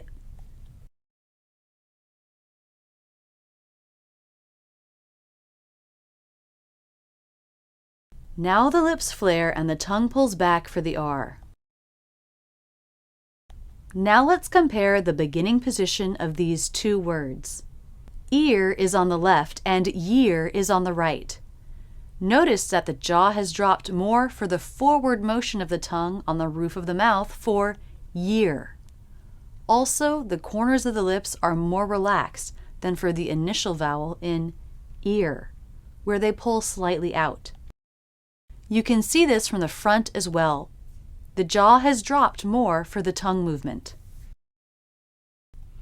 So we have the tongue movement, which is different for the Y, as well as the Y sound in the throat, y. This is how we want to start the word year. Y, y, year. Now I'll say the minimal pair several times. Can you hear the difference? Year, ear, year, ear, year, ear, year. Let's do a sentence or two. We're going to Italy this year. Year, year. It's the last word in the sentence in the thought group, and naturally in American English, our energy and our pitch goes down in a sentence. So the ending word is often less clear, even if it's stressed, even if it's a content word like year. But it still has the length of a stressed syllable. We're going to Italy this year. Year, year. A little bit of that up-down shape of stress. What year were you born? Year, year. There, the word year is closer to the beginning of the sentence, so it's a little clearer. Year. Number 64, another great reduction, the word your. This is related to the word or, which is number 31. Fully pronounced your and or rhyme with more or war, but they're almost never fully pronounced. They're almost always reduced in a sentence, your, So the vowel changes to the schwa. Stressed, your. Fully pronounced. Longer, up-down shape of stress. But in a sentence, your. Unstressed, low in pitch, said very quickly, your. Sample sentence. What's your name? Your. Your name. Can I borrow your car? Your. Borrow your car. In this question, can I borrow your car? Can I bar, car? Those are the two stressed syllables. Can and your reduced, can, your, and I is unstressed. Can I borrow your car? What would it sound like if they were all stressed? If they were all said very clearly, fully pronounced? Can I borrow your car? Can I borrow your car? Can I borrow your car? Can I borrow your car? Completely unnatural. Can I borrow your car? It's so important to learn about reductions and learn about the unstressed pronunciation of words so that you can sound more natural, more relaxed, and be more easily understood. You're in the right place for this. Okay, let's keep going. Number 65, good. This is our first word in the 100 most common words in English list that's primarily an adjective. An adjective is a content word. Content words are nouns, verbs, adjectives, and adverbs. And content words are what generally will be stressed in a sentence. Good, good. Up, down shape, good. Longer, clearer. The O here represents the sound, like in push or book. Good, The D is a stop consonant, and stop consonants have two parts, a stop of air and a release. Good, good. Stop and release. But with stop consonants, it's common to skip the release. Then the D becomes a lot more subtle. I want to show you what I mean. Good. My tongue is lifted into position for the D, and my vocal cords make a sound good, good, good. Do you hear it at the end? It's clear on its own, but of course we never use it that way. It's always part of a word or sentence. And that can mean it's harder to hear. Good, good, good. Pronouncing your D this way will help your English sound natural. If you're linking the D into a word that begins the vowel or diphthong, then it will sound like a flap. Let's look at an example. I feel good about the project. Good about, good about, good about. There, the next word begins with a vowel sound, so I flap the tongue and connect the two words. Good about. It's a good restaurant. Good restaurant. There I make a very quick D sound in the vocal cords before going into the R. Good restaurant. 66, the word some. This word generally reduces and can be said very quickly in sentences. It depends on how the word is being used. For example, if it's being used to show that something was great or unique, like, that was some party, then it's fully pronounced. Also, if it can be switched out for the word certain, then it's stressed. Some days I work from home, and some days I go to the office. Fully pronounced, some. Some. Up, down, shape, length, as in butter vowel. But usually it's not stressed, it's actually reduced. Then it's more like some. Flat, low in pitch, said very quickly, and the vowel reduces to the schwa. Some. We pronounce it this way when we use some to mean an unknown amount or unit or thing. Some water. May I have some water? Some. We need some more volunteers. Some more. Some. Said very quickly, low in pitch, flat. Some. Stressed, some. Unstressed, some. Number 67, the word could. Actually, we've already gone over this word. We did that when we talked about would, number 37. Number 68, another word that reduces the word them. A pronoun, which is a function word. Fully pronounced, the word has the voiced th, which I know is a tricky sound, the e as in bed vowel, and the m consonant. Them. I have good news for you if the th is one of your hardest sounds. This reduction involves dropping the th. So let me give you an example sentence. We gave him the tickets. Gave him. We gave him money. Gave him. Gave him. You might be thinking, wait, we already studied gave him, and it's when we were talking about him. Yes, both him and them sound the same when reduced. So, we gave him money will sound just like we gave him money. It doesn't matter that they sound the same. We use a pronoun when we've established who we're talking about. So these two pronouns sounding the same shouldn't add any confusion to your conversation. You can pronounce it quickly with the th, them. But you'll also hear it with the th dropped, and this is something you can do in conversational English too. Number 69, see. This is a verb, a content word, and generally, yes, this will be stressed in a sentence. We're on number 69 here of the 100 most common words in English, and there have only been a handful of words where it's never stressed. Wow. Unstressed words, so common. Reductions, so common. See is a simple word, just two sounds. The S consonant and the E as in she vowel. See. See. Stress with that up-down shape, see. See. And it will be one of the longer syllables in a sentence. I didn't see you there. See. See. Or, the CEO asked to see me. See. Number 70, the word other. This word can be used as an adjective, a noun, a pronoun, so this word can be both a content word and a function word. It can be stressed or unstressed. For example, stressed. I don't love it. On the other hand, it is cheaper. Other. Or, I read about that just the other day. Other. It's usually stressed, but it can be unstressed. For example, someone or other will help out. Someone or other. Lower in pitch, a little mumbled, less clear.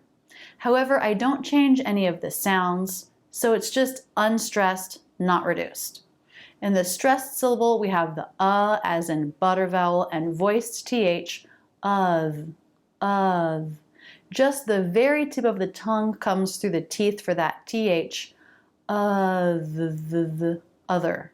Then the schwa r ending in the unstressed syllable, other. In the next set of 10, you'll learn another important reduction. Today we start with number 71, and that's the word than. Fully pronounced, we have voiced th, a as in bat, followed by n consonant, than. When a is followed by n, we relax the back of the tongue and change the sound. There, than, So it's not than, but than, There's an extra sound in there from relaxing the back of the tongue, sort of like an vowel. Than. But we don't need to focus too much on the full pronunciation of this word since it is a word that reduces. Remember, when a word reduces, that's called a reduction, and that's when we change or drop a sound. So rather than saying than in a conversation, it will be than. We change the vowel to the schwa, which is absorbed by the n, so you don't even need to think about making a vowel there. Than. From the th into the n very fast. Than. We use this with comparisons. She's taller than I am. Than I. They're older than we are. Than, older than, taller than, older than, than. A reduction, not a fully pronounced word. If you go around fully pronouncing every word, it will not sound natural. So you need to know and use these reductions. Number 72, a very similar word, then.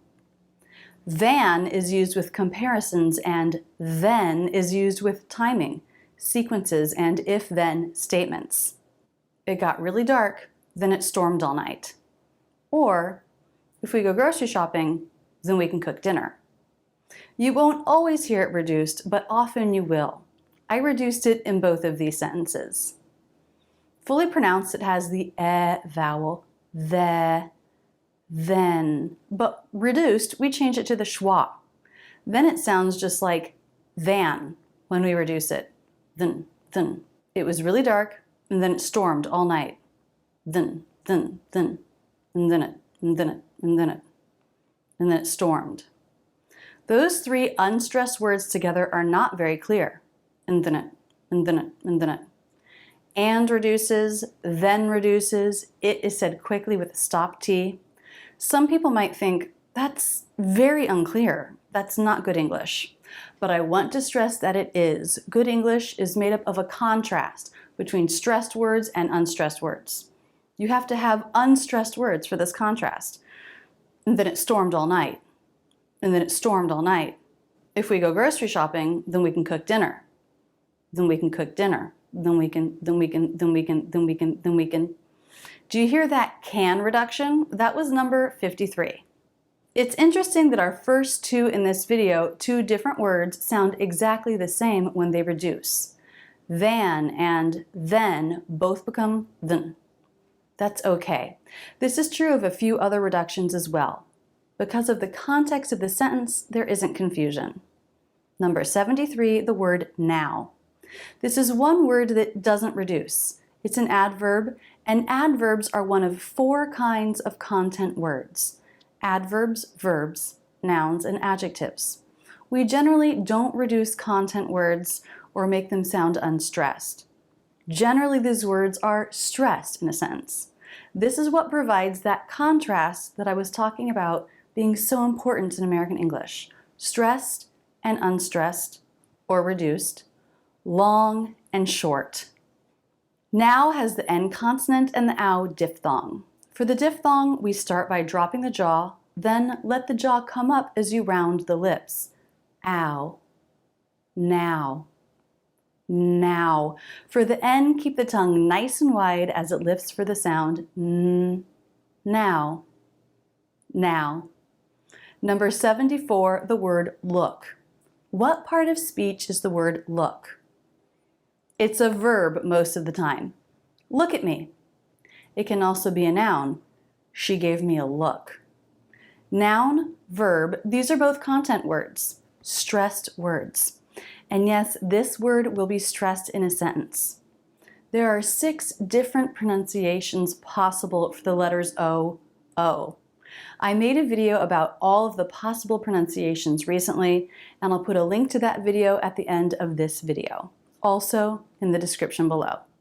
In this word, the pronunciation of OO is like in push. Look. Look. It's not look, where you round your lips more. Look. The lips are more relaxed. Look.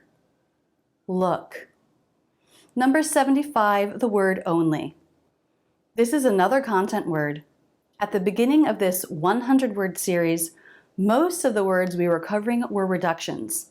Now we're getting down the list and we're getting into a lot more content words. I can tell you one mistake that I hear all the time with the pronunciation of this word. Instead of only, people will say only. The vowel is more like the ah as in father or the aw as in law, but the correct pronunciation is a diphthong. That means we change the mouth position. Oh. Jaw drop, then lip rounding. Oh. Only. So make sure your mouth isn't staying stationary. Only. Oh. There has to be that movement. Jaw drop, then lip rounding. Right after the O diphthong, a flat, wide tongue goes to the roof of the mouth for the N. Only. Then light L, E vowel, unstressed. Only. Another possible mistake here is to make the unstressed syllable too relaxed. Then it sounds like only. E. It should be E. The tip of the tongue is down, but the front part is arched, reaching towards the roof of the mouth. E. If it's too far away from the roof of the mouth, then it sounds like I instead of E. Only. You're the only one. If only it were true. Number 76, the word come. This is a verb, so yes, it's a content word, and generally we don't reduce this or make it unstressed in a sentence. It's one of the stressed words. Oh, come on. Why don't you come over for dinner? It's the K consonant, the as in butter vowel, and the M consonant. Come. Come by later. Ka. This vowel is very relaxed. If there's any tension in the back of your tongue, it will sound different. Come. Keep it relaxed. Come on over. Number 77, it's. Not with an apostrophe. That's the contraction it is. This word is showing possession. It's pronounced just like it apostrophe s, but it has a different meaning and is grammatically different. Where's the remote? It's in its usual place. Here I used it apostrophe s as a contraction, it is, and then also without the apostrophe, showing possession, the usual place of the remote. It's not unusual for Americans to drop the vowel and just make this the TS cluster. It's gone. It's gone. There I'm using the contraction it is. It's gone. This can also happen with the possessive it's, though it might be a little less common. Let's look at an example. Where's the remote? Its usual place. Its usual place. There I'm just making the TS sounds. But usually this word is not at the beginning of a sentence, then I would pronounce the vowel. It's. The watch is in its case. It's. Said quickly. So even though I'm not dropping the vowel, it's still unstressed. I'm saying it very quickly. This is not a stressed word. Number 78, the word over. This is usually a preposition. That's not a content word. So usually this word won't be stressed. It will be unstressed. But no sounds reduce. We don't change or drop anything. Just like only. We start with the O diphthong, jaw drop, then lip rounding. O. Over. A quick V schwa R, ver. Unstressed. The schwa is absorbed by the R, so you don't need to try to make a vowel in that second syllable. Just make a quick, low, simple R sound. Ove.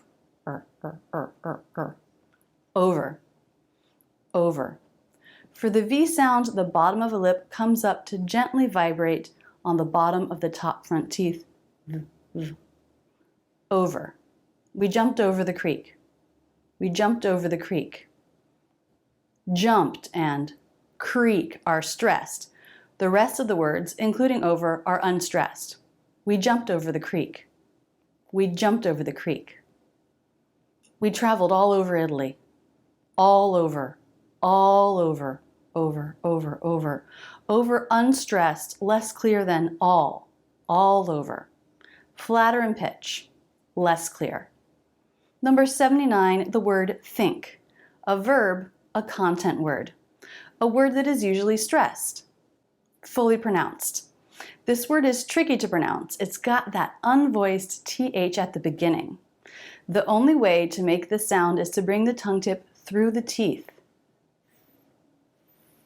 The air should flow. There should not be a stop, but rather flowing air. Two common mistakes would be to make an S instead, sink, or a T instead, tink. Try to avoid these substitutions and get comfortable with the TH sound. Now in IPA, this would be written phonetically with the I vowel, I. But when I is followed by NG, it changes. It becomes more like E, I, E. Let's compare this with the word thin. The first two sounds are the same. TH, I vowel. In thin, it's followed by the N sound. And in think, it's followed by the NG sound, which, as I said, changes the vowel. So let's start with thin. Thin, thi, I, thin. And now think. Thing, thing, thing, thing, thin, I. Do you hear how the vowel sound is different? Think, think, think. So even though it says I, it's a lot more like E in real life. You may say, why is this letter N the NG sound? There's no letter G. That's true. When the letter N is followed by the letter K, then the pronunciation of N is usually the NG sound, where the back of the tongue touches the soft palate. This is also where the K sound is made. Unk, unk. Think, think. Other examples, sink, sink, bank, bank. So in both of these words, the N represents the NG sound. Number 80, the last word for this video, the word also. This is an adverb, and generally it's stress in a sentence. I also want to get coffee. Or, that was also a problem. I want to make sure you know not to fully pronounce that L. It's a dark L because it comes after the vowel in the syllable. Don't lift your tongue tip for this L. Make a dark sound with the back of your tongue. Oh. Lifting the tongue tip brings the sound forward and tends to mess people up. It's a dark sound. Oh. Back of the tongue doing the work. Tongue tip can stay down. This word ends with an O diphthong. It's in an unstressed syllable, so there won't be as much jaw drop or lip rounding. Still, make sure your lips round a little bit to give us that feel. Also. Also. I also want to get coffee. Now it's time for the next set of 10, and we're still not done learning reductions. We start with number 81, the word back. A noun, a verb. This is a content word and will usually be stressed in a sentence. Please step back, or it was moving back and forth. Please step back. Back and forth. Stressed. Back. We have the B consonant, the A vowel, and finally the K sound. The back of the tongue lifts to touch the soft palate and is released. K. Back. Back. Careful with the vowel A. The back of the tongue stretches up. A. And the jaw drops. You might also lift your top lip a little bit. Ba, ah, back, back. Number 82, the word after. This word can be a content word or a function word, depending on how it's being used. So it can be stressed or unstressed. We don't reduce this word though, we don't change or drop a sound. Let's look at an example. It's raining, so we can't go to the beach. Well, let's go to the movies. After all, I already took the day off. After all, after, after. It has that same ah vowel in the stressed syllable, doesn't it? Ah, after.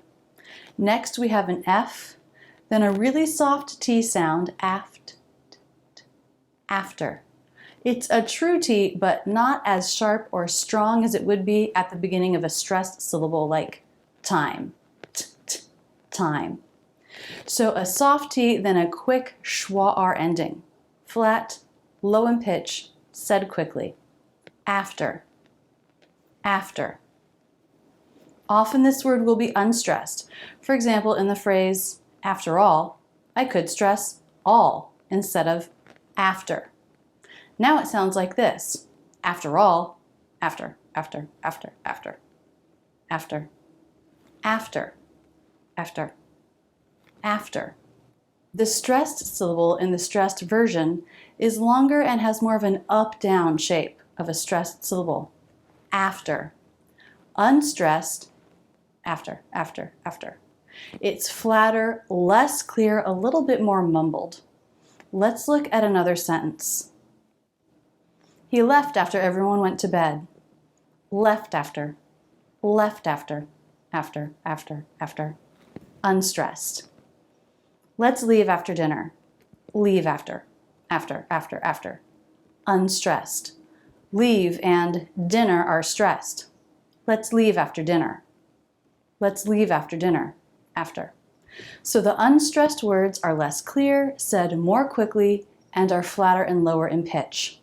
The contrast is the stressed words, which are longer, stressed syllables, and an up-down shape in that pitch, in that intonation. That contrast is what makes good English. Number 83, use. This is one of those words that's pronounced differently depending on the part of speech. As a noun, use, the final sound is an S. As a verb, use, the final sound is a Z. Lots of words change like this depending on part of speech. For example, house, the noun ends in the S sound, and house, the verb ends in Z. Address can have first syllable stress. Address, address, that's the noun. But the verb has second syllable stress. Address, address. Use, use. Both nouns and verbs are content words, which means they're stressed in a sentence. They both begin with the U diphthong. U, U. Tongue tip presses the back of the bottom front teeth, and the middle part of the tongue presses forward along the roof of the mouth. Y, U. Y, U. Then the lips round. You, you. Use with an S or use with a Z. What's the use? A noun. Or, I'll use it later. A verb. We're on number 83, and this is the 19th word that is reliably stressed in a sentence. That means we've covered a lot of words that can be unstressed or even reduce. What about number 84? Nope, this is another content word, the word to. This word is interesting because it's a homophone. That means it shares a pronunciation with a different word. It sounds just like T-O-O. The number 2, I like it too. Two, exact same pronunciation. You might say, this is just like T-O. That's also pronounced two. Not really. Fully pronounced, sure. But we don't fully pronounce the word to. That one reduces, so it's usually t, and not truly a homophone with T-W-O. We learned the to reduction back in the first video in this series. It's number 3 in the most common words of American English list. So the number 2, TWO, will be fully pronounced in a sentence. Its pronunciation is simple, a true T and the U vowel, which has quite a bit of lip rounding, to. The U vowel is tricky because you don't want to start with your lips in a tight circle. To. Let them be more relaxed to start, then come in. To. The game's at 2:30. To. Number 85, a question word, the word how. We already studied what at 40, who back at 46, which at 48, and when at 51. Question words are generally stressed. Let's look at a few example sentences. How did it go? How tall are you? How hungry are you? In all 3 of these sentences, how was one of the words that was stressed. How tall? How tall are you? How hungry? How hungry are you? These words are longer, clear, and have the up-down shape of stress. How did it go? How did it go? How tall are you? How hungry are you? For this word, we have the H sound and the ow as in now diphthong. Make sure your H isn't too heavy, how, or dropped, ow. A light, easy H, how. Then jaw drop and back of the tongue lifts. How. Then lips round. How did it go? Number 86, the word hour. Now this is a function word and it will reduce. So when I'm saying the word on its own and giving it its full clear pronunciation, hour, that's not really how we would be pronouncing that in a sentence. But you might think, full, clear, that's good. That's how I want to pronounce things. But remember, good English is made up of contrast, more clear and less clear words. So we have to have the less clear words for good contrast, for good English, for the English to sound natural and understandable. It's ironic. Sometimes we have to pronounce things less clear for English overall to be more clear and more natural. This is a pronoun, and pronouns are function words. That is, the less clear words. Let's look at some example sentences. What time is our meeting? Is er. What time is our meeting? Now I can say it with the other pronunciation, with the R pronunciation. What time is our meeting? R. What time is our meeting? R. R or Really, they sound almost the same, the 2 reductions, because I'm saying them so quickly. And that's really what matters. Saying it quickly, flat, low in pitch, so that the word is less clear, so that it doesn't sound at all like the stressed version. So that's what we want, a definite, unstressed feeling, not our, but our. It's our son's birthday tomorrow. It's our son's, our. Listen to how different that is from sons, which is stressed. Our sons, unstressed, stressed. Number 87, the word work. Work is a verb that's a content word, and that's a word that will be stressed in a sentence. So this one is longer, clearer, has the up-down shape of stress. Now I know this is one of the hardest words out there. All of the words with the R vowel is going to be a tough word for most non-native speakers because they feel like they should make a vowel and then an R. But let's learn this right now. In American English, this symbol is always followed by R, and the 2 symbols together make just one sound. W, k. Don't drop the R sound and make it something like wook. That's not clear enough. We want the R and we want the up-down shape. Work.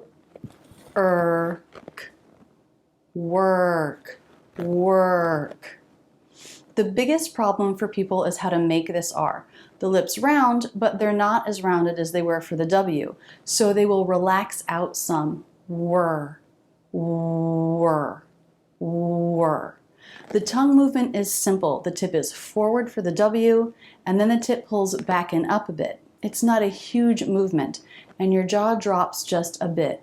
Whir, whir, whir, work. If you know you're not getting the right sound, one thing to do is to make sure you don't drop your jaw. Focus only on the tongue. Whir, whir, whir. I have a video with some illustrations of this vowel. I'll put a link to that video at the end of this one. If you struggle with this word or vowel, you'll definitely want to check it out. Let's look at this word in some sentences. We'll work it out. Work, work. She doesn't work Mondays. Work, work. Number 88, first. Interesting. Another word with this R vowel. You see the letter I and you try to do a vowel, but don't do it. Just the R sound. F, st, st. Make your F, pull back the front of the tongue. Don't drop your jaw. Fur, and the ST cluster. First, first. Make your S with your teeth together, then lift the tongue tip to touch the roof of the mouth, which stops the air. Then release everything to make the T. St, st. As you release the tongue, the teeth part and the air comes through. St, first.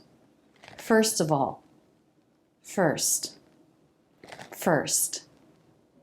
We have a true T in that ending cluster. First. If you've seen many of my videos, then you know that the pronunciation of the T can change depending on the next word. Here it's an ending cluster ST, a true T unless it's followed by a consonant. Let's look at two examples. First, I want to try this. First, John wants to try this. First, I wanna. First, I wanna. There it's followed by the diphthong I, and I'm making a true T. First, first I wanna. And the next sentence, first John wants to try this. First John, first John. Here I'm linking into a word that begins with a consonant and I'm not making a T sound. First John. So when we have an ending ST cluster followed by a word that begins with a consonant, it is very common to drop the T sound. So this is a content word. That means we normally stress it in a sentence, but because of this T, we do sometimes make a reduction by dropping the T for a smoother connection into the next word. Number 89, the word well. We use this word in lots of different ways as an adverb, an adjective, or a noun. They're all content words where we'll stress it. Things are going well. I wish him well. All is well. Well, W consonant, E as in bed vowel, and the dark L. Well, well. The dark L is made with the back of the tongue pressing down and back a little bit, ol. You don't lift your tongue tip unless maybe you're going to link into a word that begins with a vowel or diphthong. Well, well.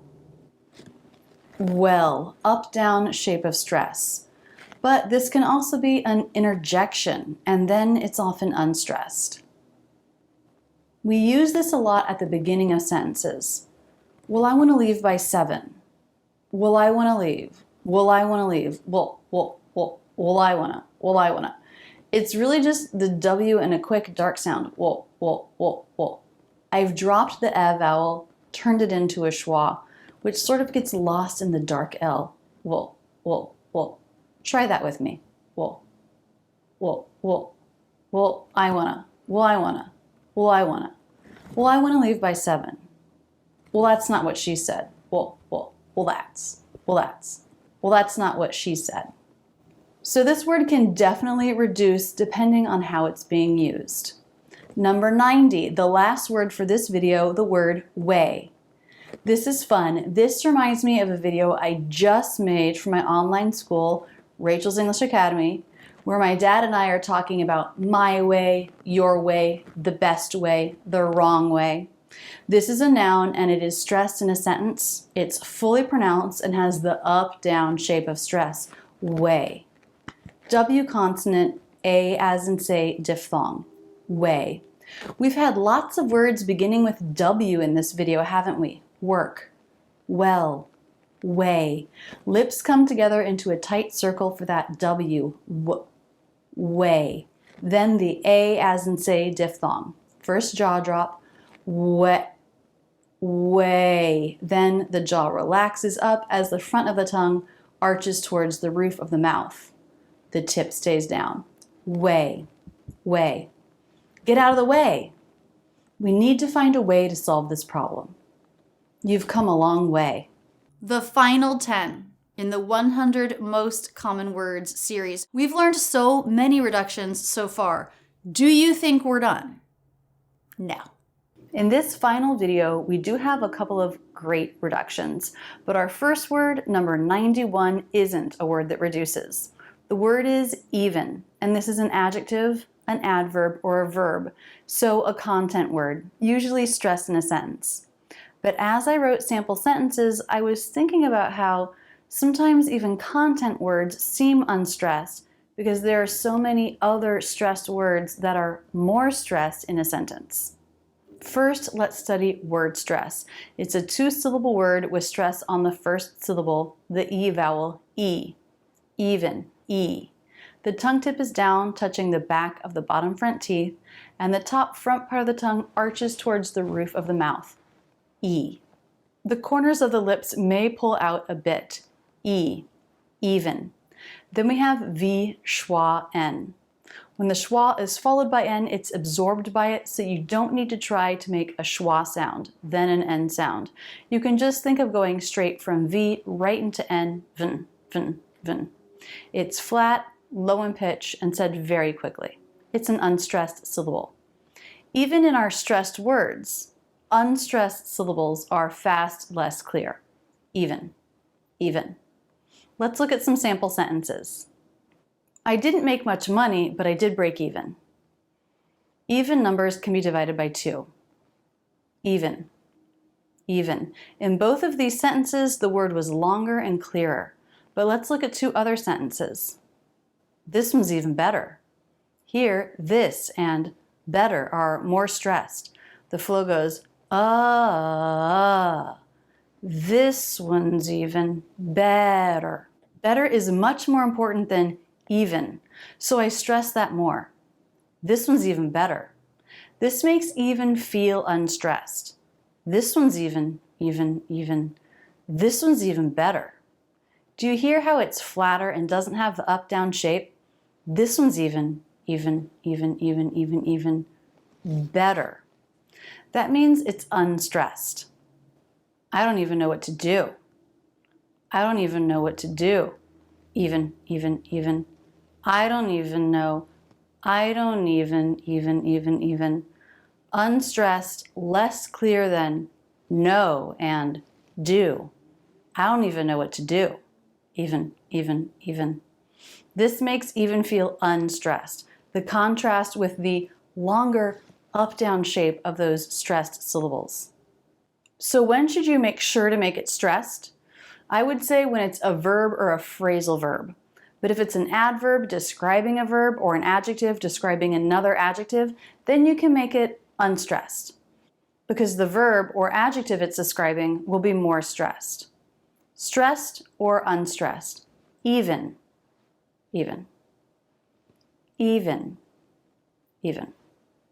Number 92, the word new. This is an adjective. It's a content word. It's stressed.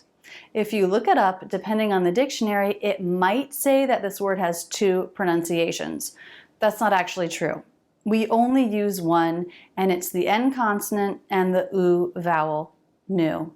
The dictionary might give you an alternate pronunciation, new, with the U diphthong like in few, new. But I really have not heard anyone use that pronunciation in conversational or business or even more formal English. New. You don't want to start with your lips in too tight of a circle for oo. Nu, nu. That's not quite right. Start with your lips more relaxed and then bring them in for the oo vowel. Nu, nu, nu. Let's look at some sample sentences. There's a new idea. I lost my new camera. She has a new book coming out. New, new. Up-down shape of stress, a little longer. It's one of the more clear words in these sentences. Number 93, the word want. Now we mentioned this when we were looking at number 58, the word him. In the sample sentence, we want him to succeed. So we're going to revisit that sample sentence. But first, let's talk about, is it a content word or a function word? Will it generally be stressed or unstressed in a sentence? It's a verb, or it can also be a noun. Those are content words, so this word is usually stressed in a sentence. With stressed words, we don't really reduce, we don't drop or change a sound, but every once in a while we do, and want is one of these words. It's a content word, it's stressed, but still it's not uncommon to drop the T at the end. Let's look at our sample sentence. We want him to succeed. Want him. Want him. Want is stressed, but there's no T. I am dropping the H in him, a very common reduction, and we link the two words together. Want him. Want him. Want him. It's common to do this when the next word begins with a vowel or diphthong. I want everyone to be there. No T. Want everyone. Want everyone. We want her to do better. Want her. Want her. Dropping the H, want is now followed by a vowel. And so I dropped the T. Want her. Want her. I want another one. Want another. Want another. Dropped T. In all of these sentences, it was stress, longer with the up-down shape of stress, but at the same time, it was reduced. The T was dropped. What if the next word begins with a consonant? Then we make that a stop sound. Just like with N apostrophe T endings, it's a nasally stop sound because of the N. One. One. So as you're making the N, you make an abrupt stop of the air, stopping airflow. One. One. And that's the stop sound. I want that. Want that. I want that. I want this one. Want.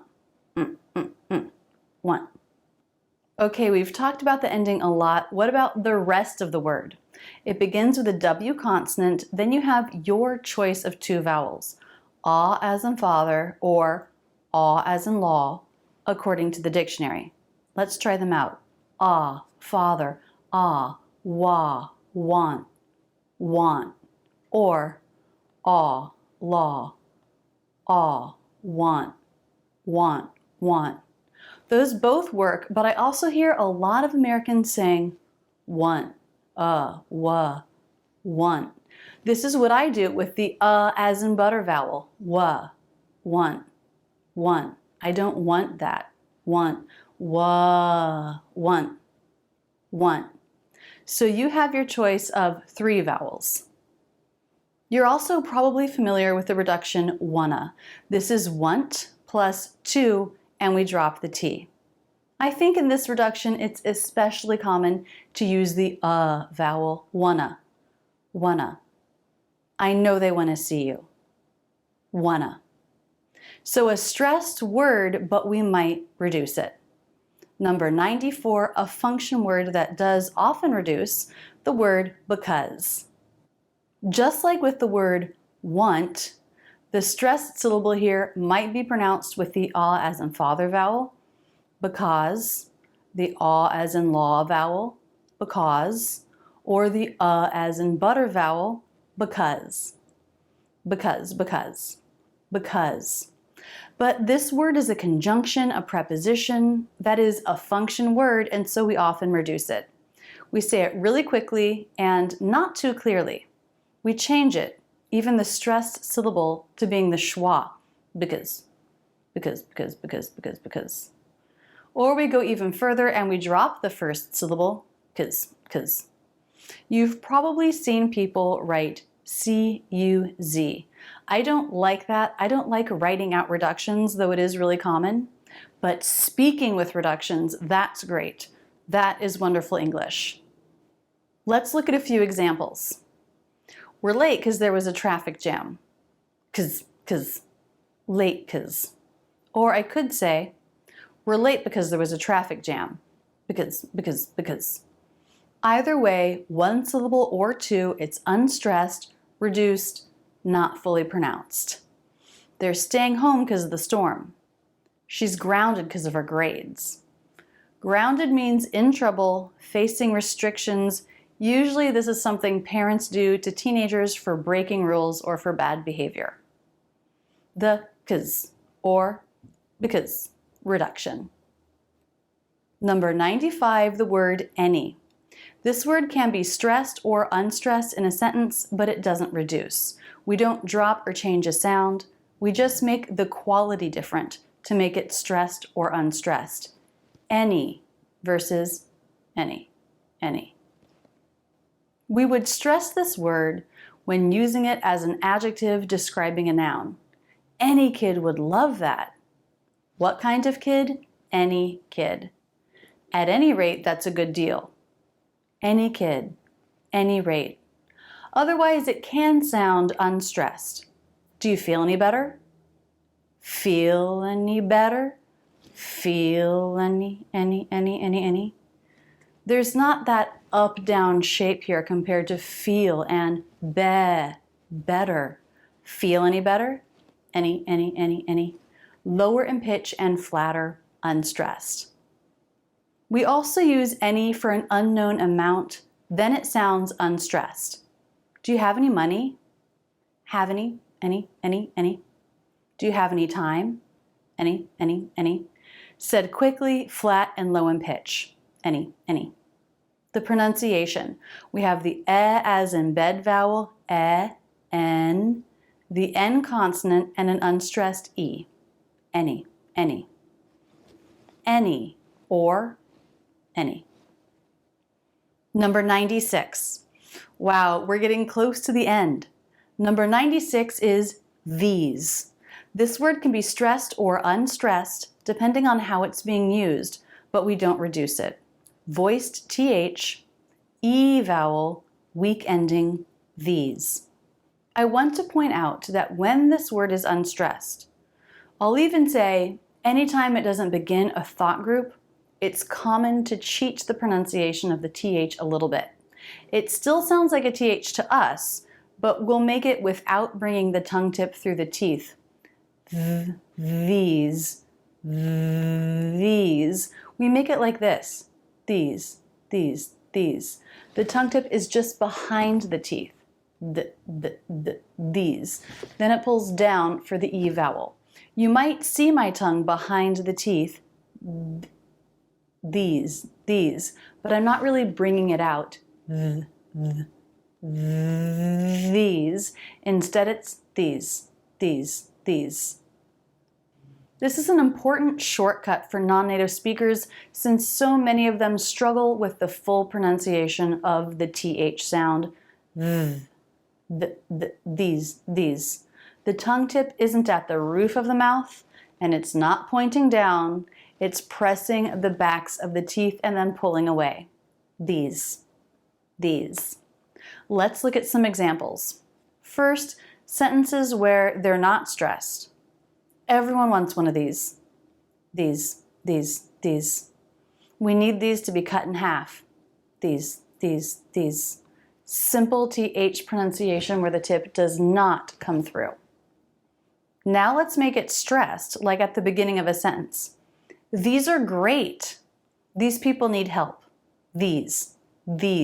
Tongue tip is coming through and we have that up-down shape, a little longer, a little clearer.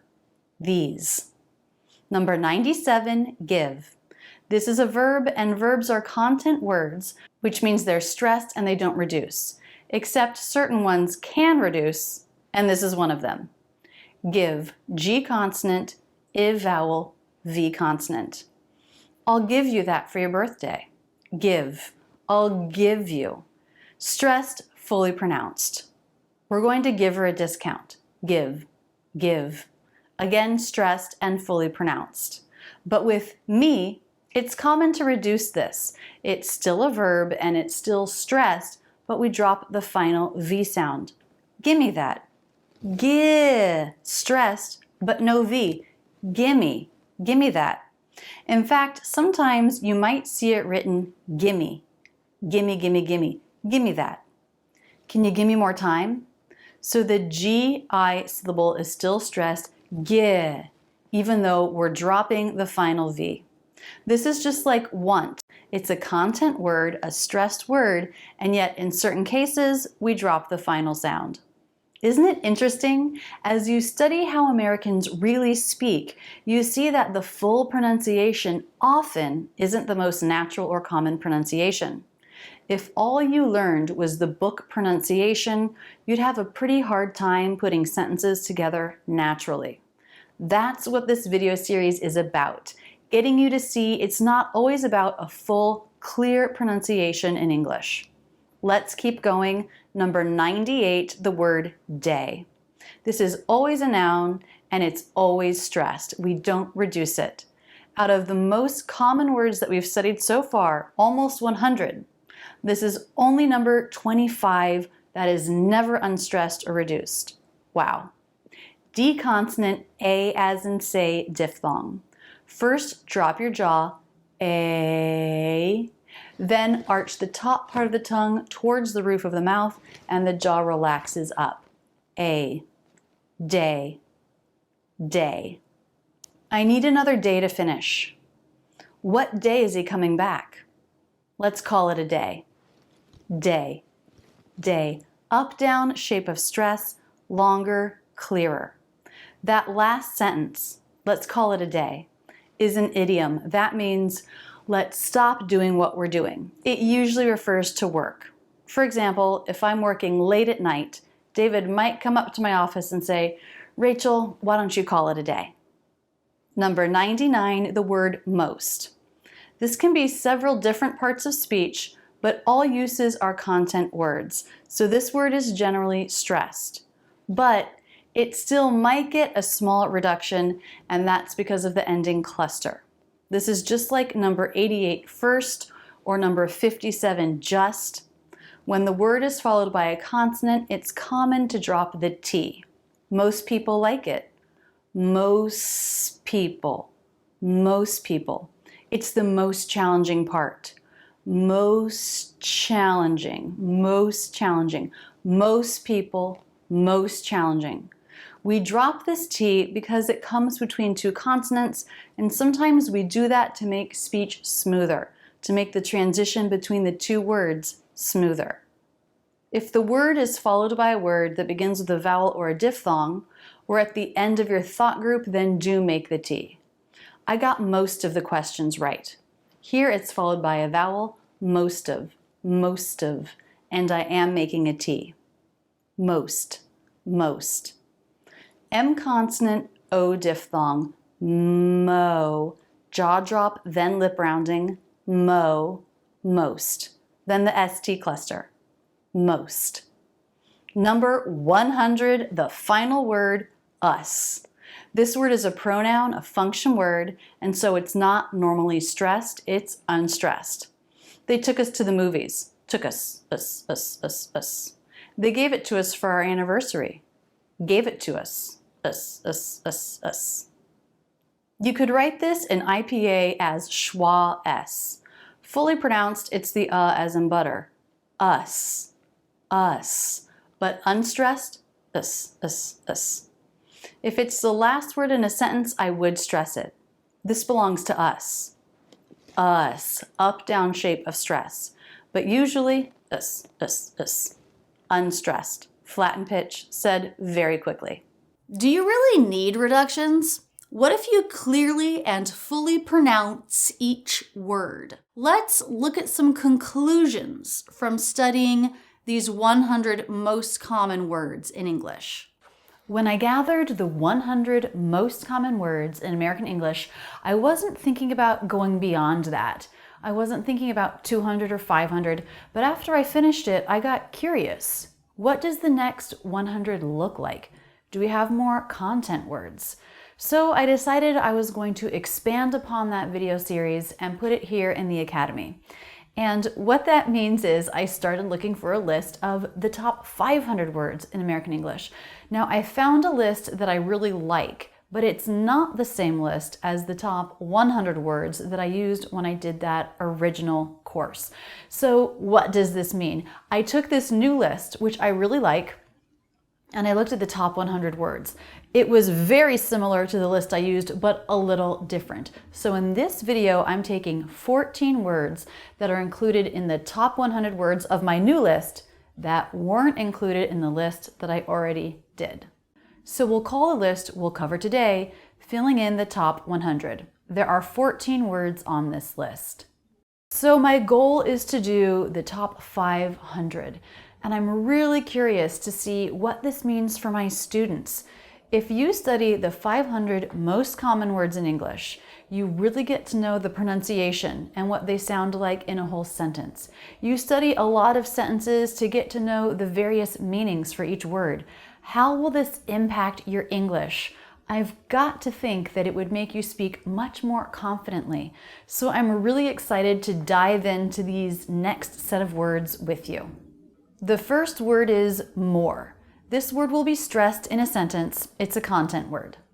This word has either the aw as in law vowel or the o diphthong. Remember, when the aw as in law vowel is followed by r, it changes. It gets more closed. It's not aw, but it's o. More, more. So the lips round a little bit more, the tongue pulls back a little bit more. As this word is stressed, it will have that up-down shape, more, and the R comes as the voice falls down. If you're pronouncing this with the O diphthong, it sounds more like more, more. I think this pronunciation is less common. I wouldn't actually recommend it. You may hear it. I personally think it's a little bit strange. More, more, more. Next we have very. An adjective or an adverb, this word adds intensity. And I think because of that, we tend to stress it even more. I'm very tired. Do you hear how much I held on to that beginning V sound? That really helped me to stress it. So there's a big difference between I'm tired and I'm very tired. Very adds so much intensity. So go ahead and feel free to play with really stressing this word. So here we have the e as in bed vowel followed by r. Again, the r does change the vowel here. It comes after the vowel in a stressed syllable. Pure e as in bed is e. E plus r, er. That's not how we pronounce it. It's not there, but it's there. So the vowel there, has a lot less jaw drop, very, than a pure e, very. Also watch the ending e vowel. Some people make it too relaxed and it sounds like I, very. Make sure your tongue stays high, very, very. The word find. This is a verb, a content word, and it will be stressed in a sentence. We have the I diphthong, find, but pay attention to that ending D. When it comes between two consonants, we will drop it, like in the word finds. Finds. I'm not making a D sound there, it's right from the N sound into a light Z. This would also happen if we were linking this word into a word that begins with a consonant, like in the phrase, I found my book. I found my. You do not need to worry about the D there. But when it's followed by a vowel, we will make a D. For example, in the phrase, find out. Find out. There I'm making a D sound as I link into the next word. Also in the word findings. There I've added a suffix and it starts with a vowel and I am making more of a D sound. Findings. The word where. This word will often be stressed in a sentence, and just like with very, we have the e as in bed vowel plus r. This is just like very, where we had e plus r in the stressed syllable. Very, where. So it's not but it's less jaw drop. Where. Some people will pronounce WH words with a light escape of air, where. But most people now have dropped that. I suggest you just do a clean W sound to begin, where. Thing. That's a noun, a content word, usually stressed in a sentence. Unvoiced TH tongue tip must come through the teeth. Then the I as in sit vowel followed by the NG consonant. When this vowel is followed by the NG consonant, it does change. It's no longer a pure I. That would sound like thing. But this word is pronounced thing. When I is followed by NG, it changes to more of an E vowel. That is, the tongue arches higher. It's closer to the roof of the mouth. Things. That will be a really light Z sound at the end when it's plural. Sometimes a plural Z is so weak, so light, that it sounds like a very weak S without the voice. Things. Take as much of the air out of that as you can. Things.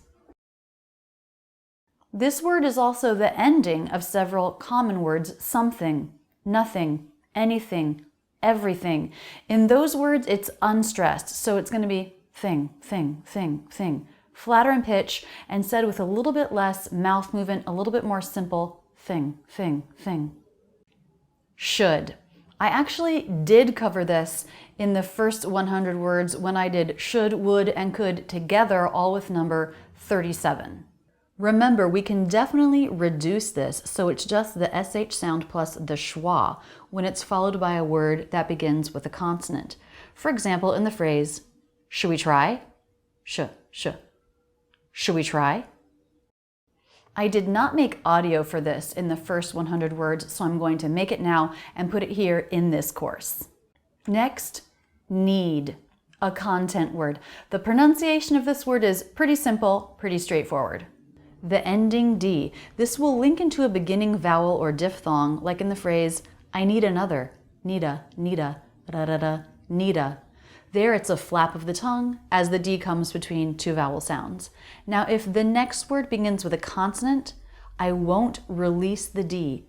I need my. So my tongue is in position for the D, my vocal cords are vibrating, but I don't release it. Need. I just close my lips and go right into the next sound, the M sound. Need my. I need my other one. I need my other one.